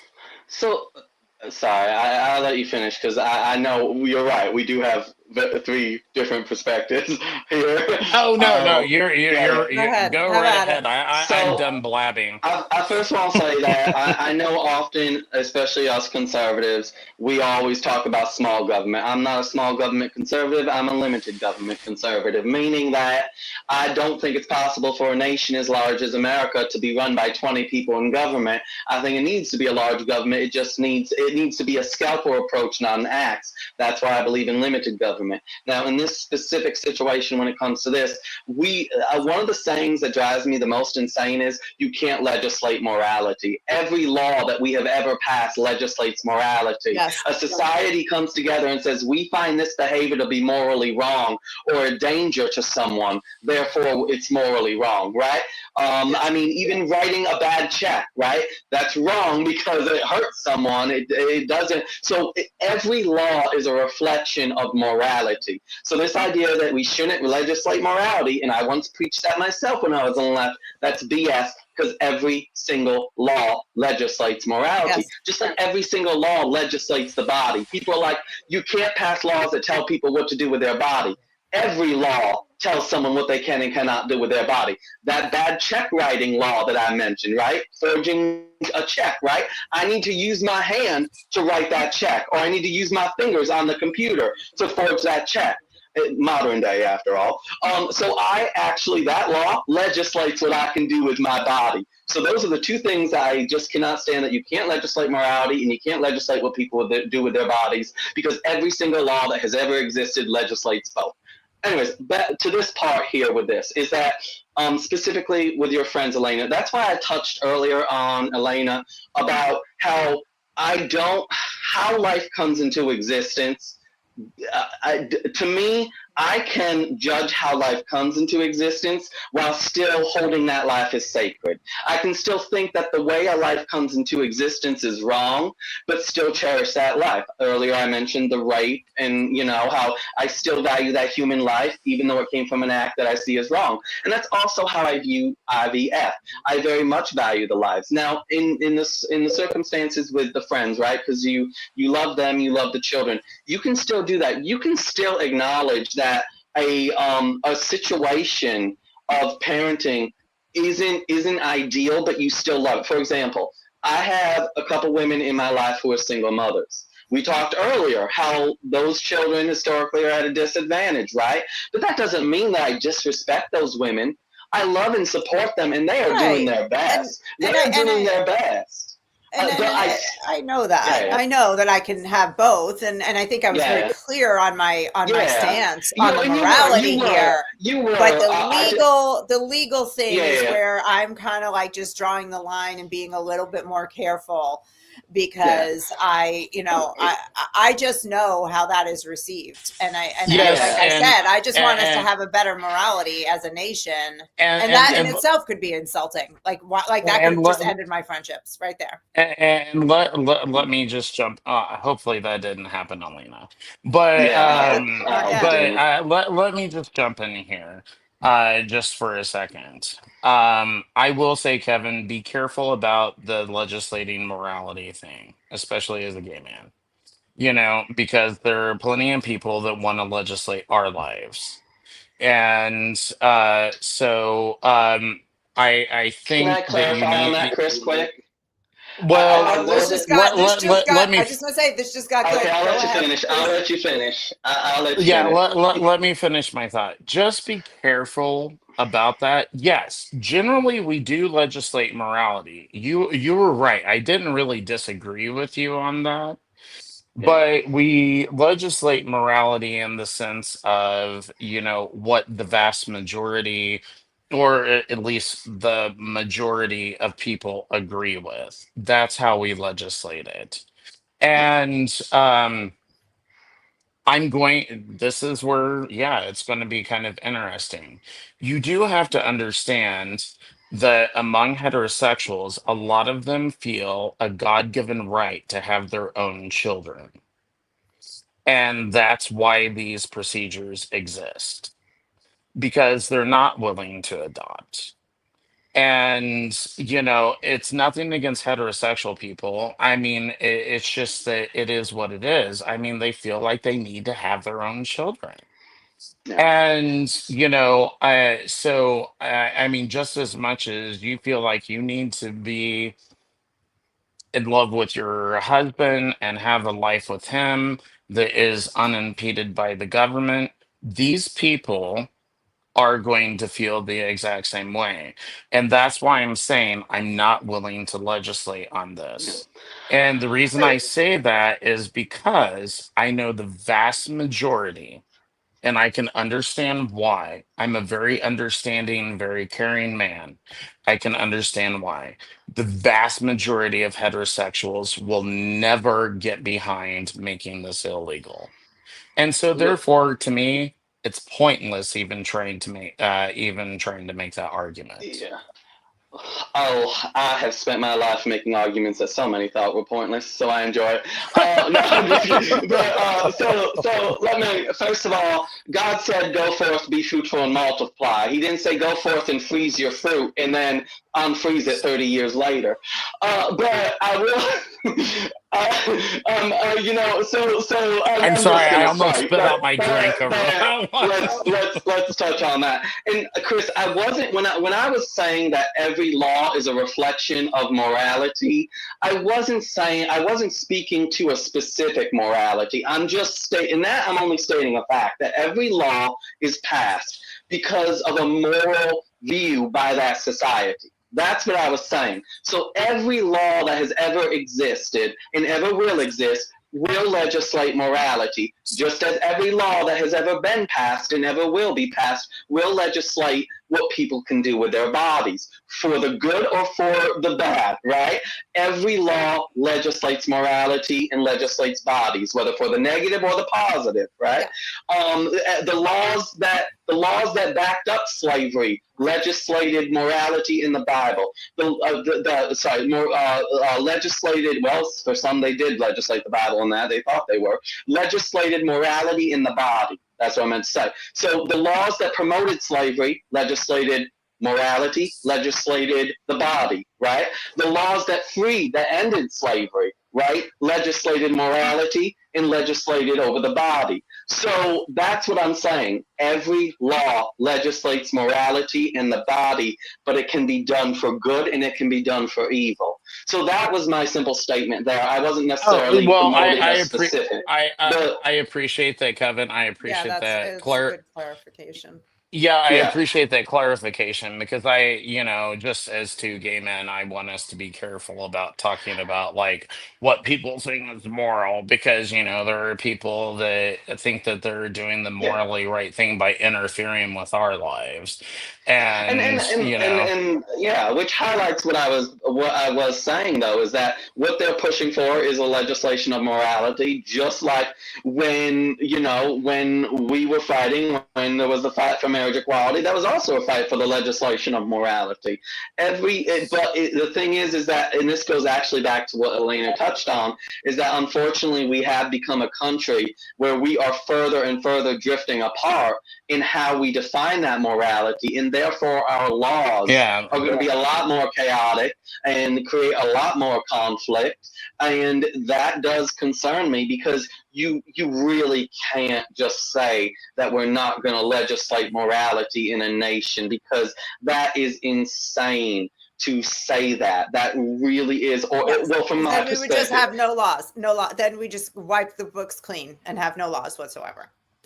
If we're not going to legislate morality. I mean, and I think that's the thing, because that's not what I was saying. I wasn't thinking of you even with that. Chris, I have a friend who wants to get rid of all. He's strongly of the libertarian/anarchist mindset. He wants to get rid of all government. I once asked him to show me one society that thrived and lasted without any type of government. I'm talking without elected officials, without a king or a queen, without even a council of elders. Show me one society that lasted without any of that. And of course he couldn't. I had a little bit more of that friend in mind, Chris, than I did you when I made that statement. Because all I was just saying is, on this particular issue, just this issue, I wasn't making a broad statement about, my stance on legislation or something like that, because of course I'm also willing to legislate morality. I mean, think about my very strong stances on the transgender issue. So of course I'm willing to legislate morality. We are legislating morality on this issue. It's legal because the general public does not see things the way we do. Exactly. And that's what I'm saying. I just think that it would be, like I said, it's like I gave my explanation about, a lot of straight people feel like a God-given right to a genetically related child and that sort of thing. And I just don't think that we're ever going to be able to make this illegal. I just don't think so. Can I highlight a distinction for myself there? Oh yeah, go right ahead, Kevin. I believe that in some ways God gave us, it would be more accurate to say that God gave us God-given desires, not always God-given rights. We have a desire. I, as a homosexual man, still have a drive of procreation, right? It still exists. God put it in, whether you believe in evolution or you believe in God, you acknowledge that there is an innate drive for procreation. But because of my sexual orientation, my desires are towards men. Therefore, nothing, I could never have a child with a man. So a desire, I feel, is different than a right. And the reason why is because I believe just because God gave you, God gave us all desire to, well, not everyone. Sometimes I do believe God gives people sometimes callings to not necessarily have children even at all. That's actually biblical, that sometimes he does call people to lives of, like solitude, celibacy. Yeah. Exactly. Right. Absolutely. So, sorry guys, my earbuds went out, so everyone's that's actually 100 times better on our end. Your audio. Yeah, now I can understand you, and you don't sound like a robot. Like, it was okay, but I think I got used to it, but it actually sounded really rough there for a while. So we'll try to talk a little louder so you can hear us, but you sound way better. Right. Okay. But the main audience, I hope they got what I was saying. I hope they did. Yeah, I could hear you. Oh, Kevin, and I want you to know, it's like, really, when it gets down to it, I really don't disagree that much with you. I mean, I was talking about one very specific thing, and that's IVF. And I just think that our society is in a situation right now where we're not going to be able to change it. It's pretty clear that you and me and Elena see some huge problems with it, but I don't think that we're going to be able to change it. So really what my standpoint was, just to kind of like break it down for everybody, just in case anybody didn't quite understand where I was trying to go with this, is that I'm just trying to be realistic about what we can get accomplished, and this is probably one thing that we're not going to be able to get accomplished. That's just my standpoint, as far as like it doesn't, but again, it doesn't mean that if somebody comes to me and talks about IVF or something like that, that I won't sit there and be like, well, do you realize exactly what you're getting yourself into? Of course I'll say that. I mean, I will have those tough conversations with people. But I mean, I think on this issue, that's probably a better way to approach it because so many people, and quite honestly, I mean, I kind of picked on the straight people a little bit, but quite honestly, even gay people obviously feel that they're entitled to biological children.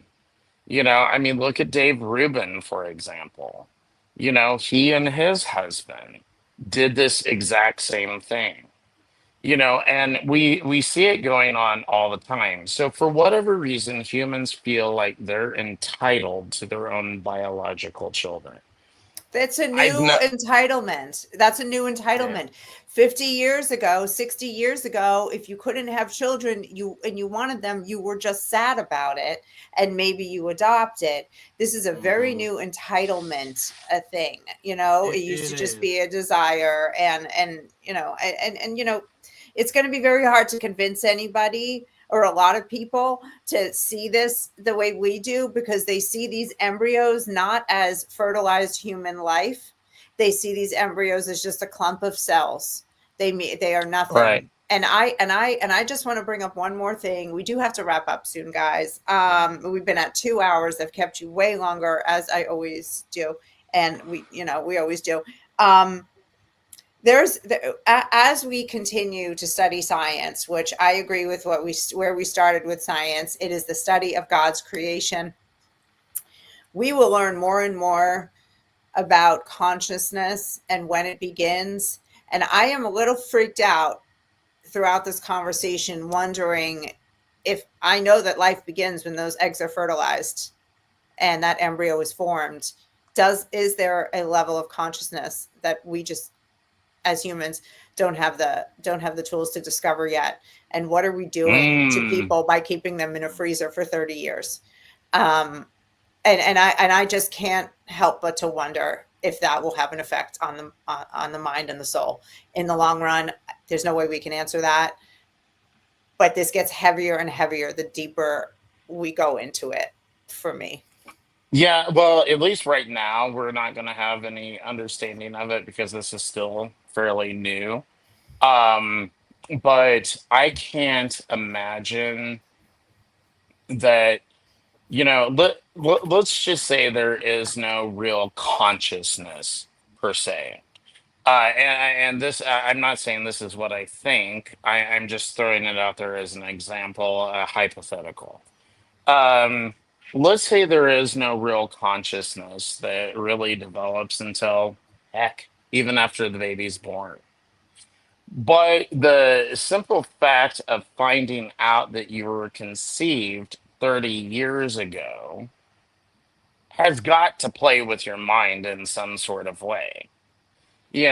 So yeah, we can entertain the notion that there is no real consciousness until the person's born, and maybe even beyond that, because I'll say, my first memories aren't until I was 3 years old. So well, that doesn't mean I can't remember what I had for lunch yesterday. That doesn't mean that I wasn't conscious. Well, but but what I'm saying no, but I mean that, I totally get what you're I totally get what you're saying, but it's like I guess what I should say is I could imagine someone saying that. Oh, yeah, absolutely. And so I could imagine someone saying, it's like, oh my God, you don't even remember what you did before you were 3 years old. So were you even really conscious? And Oh yeah, go right ahead, Kevin. No, I didn't want to, but the interesting thing is what you're getting at there. I forget his name, but there is actually a pro-abortionist who has gone so far to believe that it would, because of how I'll give him this. His logic does go across the board. You know how I always talk about logical consistency. The logical consistency can be good and it can be evil. And in his case, he is so logically consistent that for him, life is about self-awareness. Now, babies don't develop self-awareness. Studies have shown sometimes up to around the 2-year mark. That's when babies, Oh, I it see can where be this that is high, when going. babies will This is recognize that they're looking frightening at shit. This themselves in is the mirror, right? frightening shit. This one guy is so focused on it. He actually believes that it would then be ethical to end the life of a child even after birth. That Yeah, it see would be still that's the ethical. that's the frightening shit, and I want thank you for helping me clarify this, guys, because I didn't want to give that. I mean, it's like I'm just talking in a hypothetical here. I'm Yeah. not talking about what, like Yeah. I said, as I prefaced it. I'm not talking about what I believe. Right, I'm and we just could talk talking. about the opposite hypothetical too, that it does exist. We could do that too. Right, But right. yeah, no, I get it. Yeah. Exactly. But I'm just imagining a situation exactly like what Kevin is talking about. That's what I'm imagining. And it's like you're going to sit there and say that, because there is no consciousness, therefore the life is not valuable anymore. I mean, I wouldn't have wanted to be killed at 2 years old just because I didn't have the same level of consciousness that I do now as a full, Self-awareness. yeah, or self-awareness or which is whatever you which want to is call which it. is which is perfect. It's just it's so fitting because first of all, it's all about the self, right? So self-awareness, first of all, is just some made up human BS, right? That some psychiatrist made up, and we all just assume that it is extremely valuable to our lives to understand this concept. But it's about the self. It is about self-worship, self-idolatry. That is everything that an abortionist cares about. What is good for me in this moment? To hell with any other living creature. I got to do what I got to do. And it all just always lines up with And them. that's all I'm really that's all I'm really saying. It's like and like I said in the hypothetical that I was giving, it's like, so what if there is no consciousness? Right. So what if there is no self-awareness? Who cares? We all started out that way then, evidently. I mean, like I said, I mean, assuming that's actually true, and I'm not so sure that it is. Because, I mean, I know that Kevin has memories from when he was 2 years old, Yeah. I have and one infant memory. Yeah. yeah, and so, I mean, I guess I was just kind of a little slower and didn't really get with the program until three.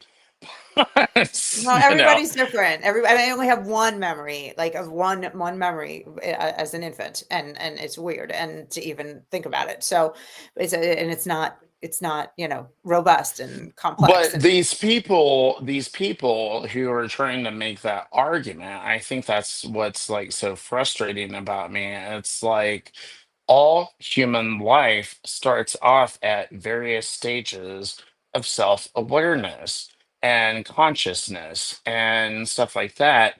And you don't know when it's going to really truly kick in. yeah, well, it's And just a justification to kill children. It's just they'll come up with any plethora of BS ideas that sound intelligent to some college student, and they can sit and get high and be like, dude, it's about consciousness, man, and they don't have consciousness, and then whatever that's like, I just see the conversation, and they're all just sitting there taking it in and thinking they're having deep thoughts while they plot the murder of 1 million children a year in this country. And right, a and million embryos. 1 million embryos are in freezers right now, estimated. I just want to insert and one thing. the funny thing is, and then I'll shut up. The funny thing is about it is that The interesting thing about human development in the embryonic stage is that the neural network that starts to and I studied biology like big time when I was in university. So the neural network that starts making up the brain and the nervous system, it kicks in before the heartbeat even does. So there's got to be something going on there. Something going on there. Oh, absolutely. And for me, you know, it's funny. I think about, and then I'll wrap up because I actually am going camping tomorrow, so I still need to pack up for that. We'll finish it. But you know, it's funny because I think about the pianist argument. I know a lot of pro-lifers have gotten this thrown at them. You wake up and find yourself attached to a world famous pianist, and is there any requirement because you're keeping that individual alive? And that's a really stupid hypothetical because first of all, you need to switch some things around. First of all, you need to switch to, well, for, you know, that being attached to that individual, if it was only for a short period of time and they would live their life fully beyond that, and that they are your own flesh and blood. So these hypotheticals that people throw are really ridiculous in my opinion. And I guess ultimately one of the views that for me, when I look at my pro-life stance, whether it be in regards to IVF and surrogacy or just abortion in general, is that as I've talked with both of you, I seek logical consistency. I got to where I am in my values today because I constantly seek logical consistency. I feel that that is what God calls me to seek and to achieve. And it's still a work in progress for me. But I know that when it comes to human life, my view is logically consistent. It's not moving goalposts. The moment of conception is when that human life comes into existence. Pro-abortion, it's a moving goalpost, right? Well, we can successfully have the baby be born at you know, once it was like 30 weeks, right? So that's when we consider it a life. Oh, but now we can do it at 24 weeks. So now we consider it a life. Now it's 21 weeks, which is where I believe we actually are. And so now it can be considered a life, and abortion should be illegal now. That moving goalpost is, with technology, is still going to move. That is why I look at the abortionist, the pro-abortion standpoint as something that cannot withstand the test of time and cannot withstand the test of morality and consistency of logic, is because it's all about moving goalposts. My position, the reason why I feel so drawn to it, is because I can at least say that it's consistent the moment of conception. And that's what Yeah, I know a human myself a life, little bit. a human life is a human life. I mean, period. And that is also, you know, and I've got to again thank Kevin a lot on that because just like him, I also came from the left, and so you know, I had, well, I wouldn't call them insane pro-abortion stances. I certainly wouldn't have, you know, been interested in, you know, late-term abortion or anything like that. I would have We found weren't that talking about horrific. that back then, though. We weren't talking about that, right? Like that wasn't a Right. thing. Yeah. Yeah, all I kind of talked about was, all right, rape, incest, life of the mother. And the thing that Kevin asked me he's like, okay, if we passed a law that allowed for exceptions for rape, incest, and the life of the mother, would you still be in favor of other abortions? And guess what? I said no.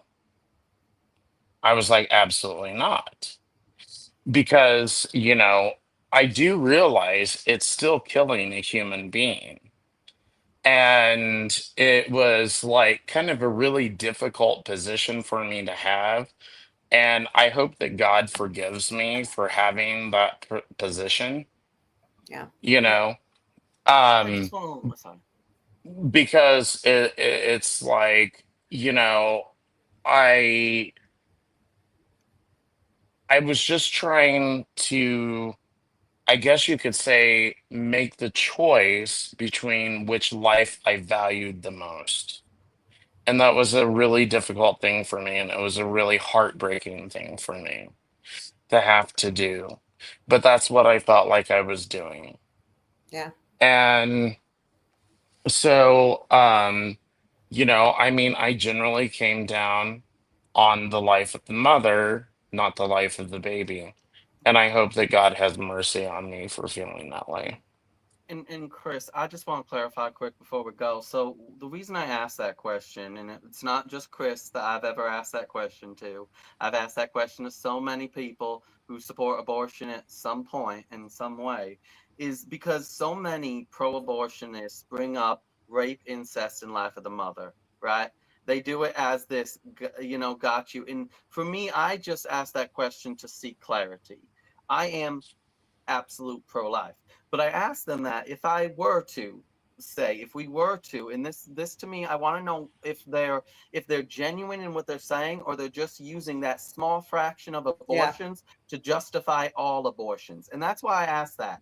If I granted you life of the mother, if I granted you rape and incest, which often rape and incest they overlap, if I granted you those exceptions, would you then say yes to all other abortions being illegal? If they say that they would not say yes to that, that tells me that they're using the small minority of tragedy to justify all abortion. And that tells me that they're being they're inconsistent, and they're being disingenuous. Chris is one of the few people who said that yes, all other abortions should be illegal. He's one of the few people I've ever engaged with who said that, and that I gave him respect for that. I will raise my hand on that one unapologetically. Now that I understand abortion and I know the truth about it, and I know what really happens, and I know the morality around it, and I have my faith in God that every child is a gift from him, I will raise my hand and say all abortion should be illegal.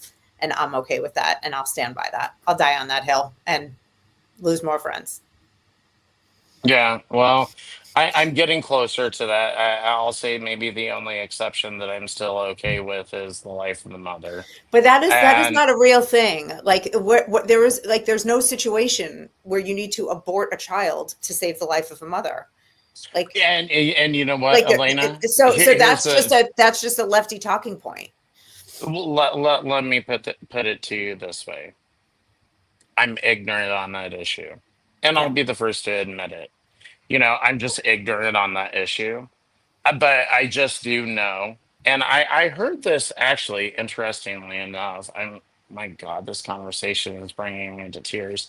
But I heard from another man at an Americans for Prosperity event that I went to.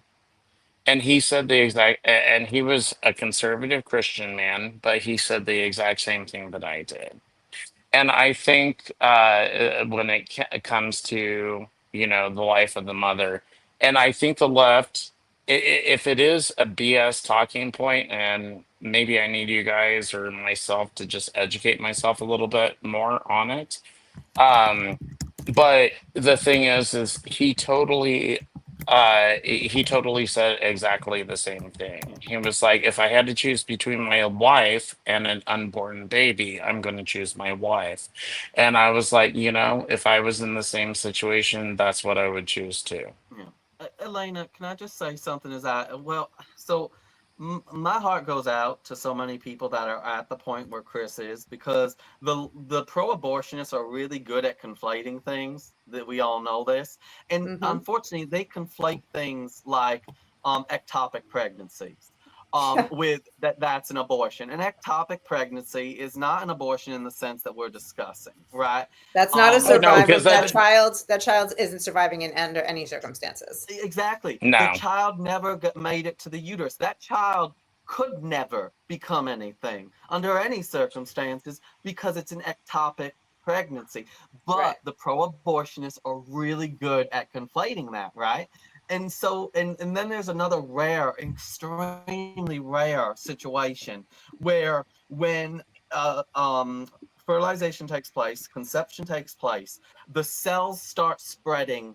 The cells start multiplying more legitimately in a fashion that becomes more like a cancer than the natural development of a human life. It is incredibly rare. It is heartbreaking.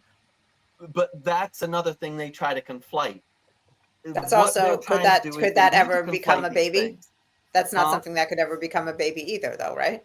Yeah, exactly. It could never become a human life that could ever thrive, could ever exist in any way.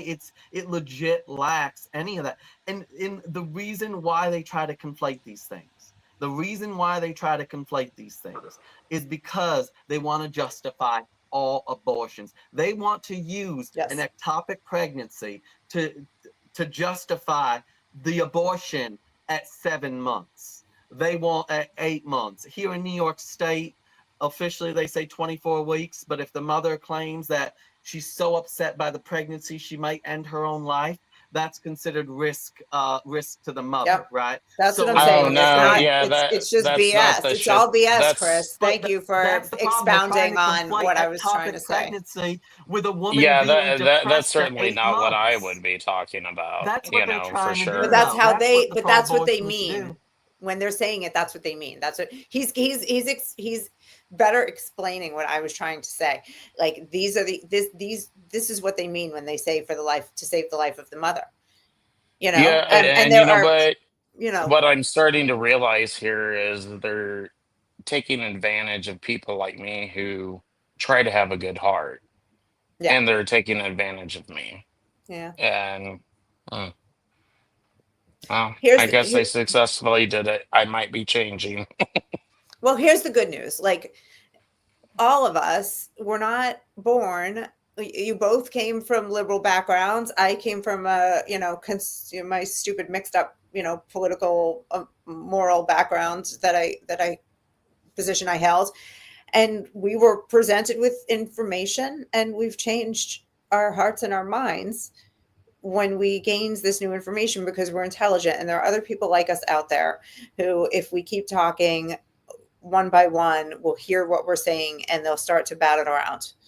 It's good news. It's good news. It's gonna and yeah. On the good news, I really do gotta go, folks. Me too. All Me right. too. I need to make some pizza for my husband. He's been waiting for a while. All right. So Kev, let me wrap this up here, guys. Kevin, tell us where we can find you.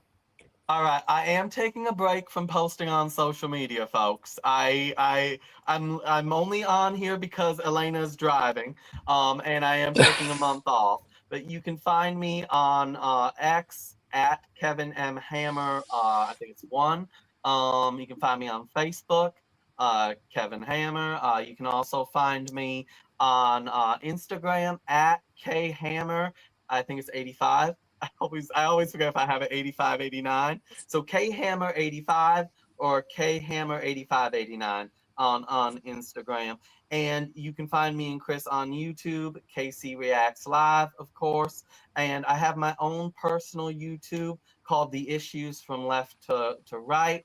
I'm not on there a lot, but you can find my content there as well. All right, thanks. And Chris, tell us about you. I got something here. I'll do the plug.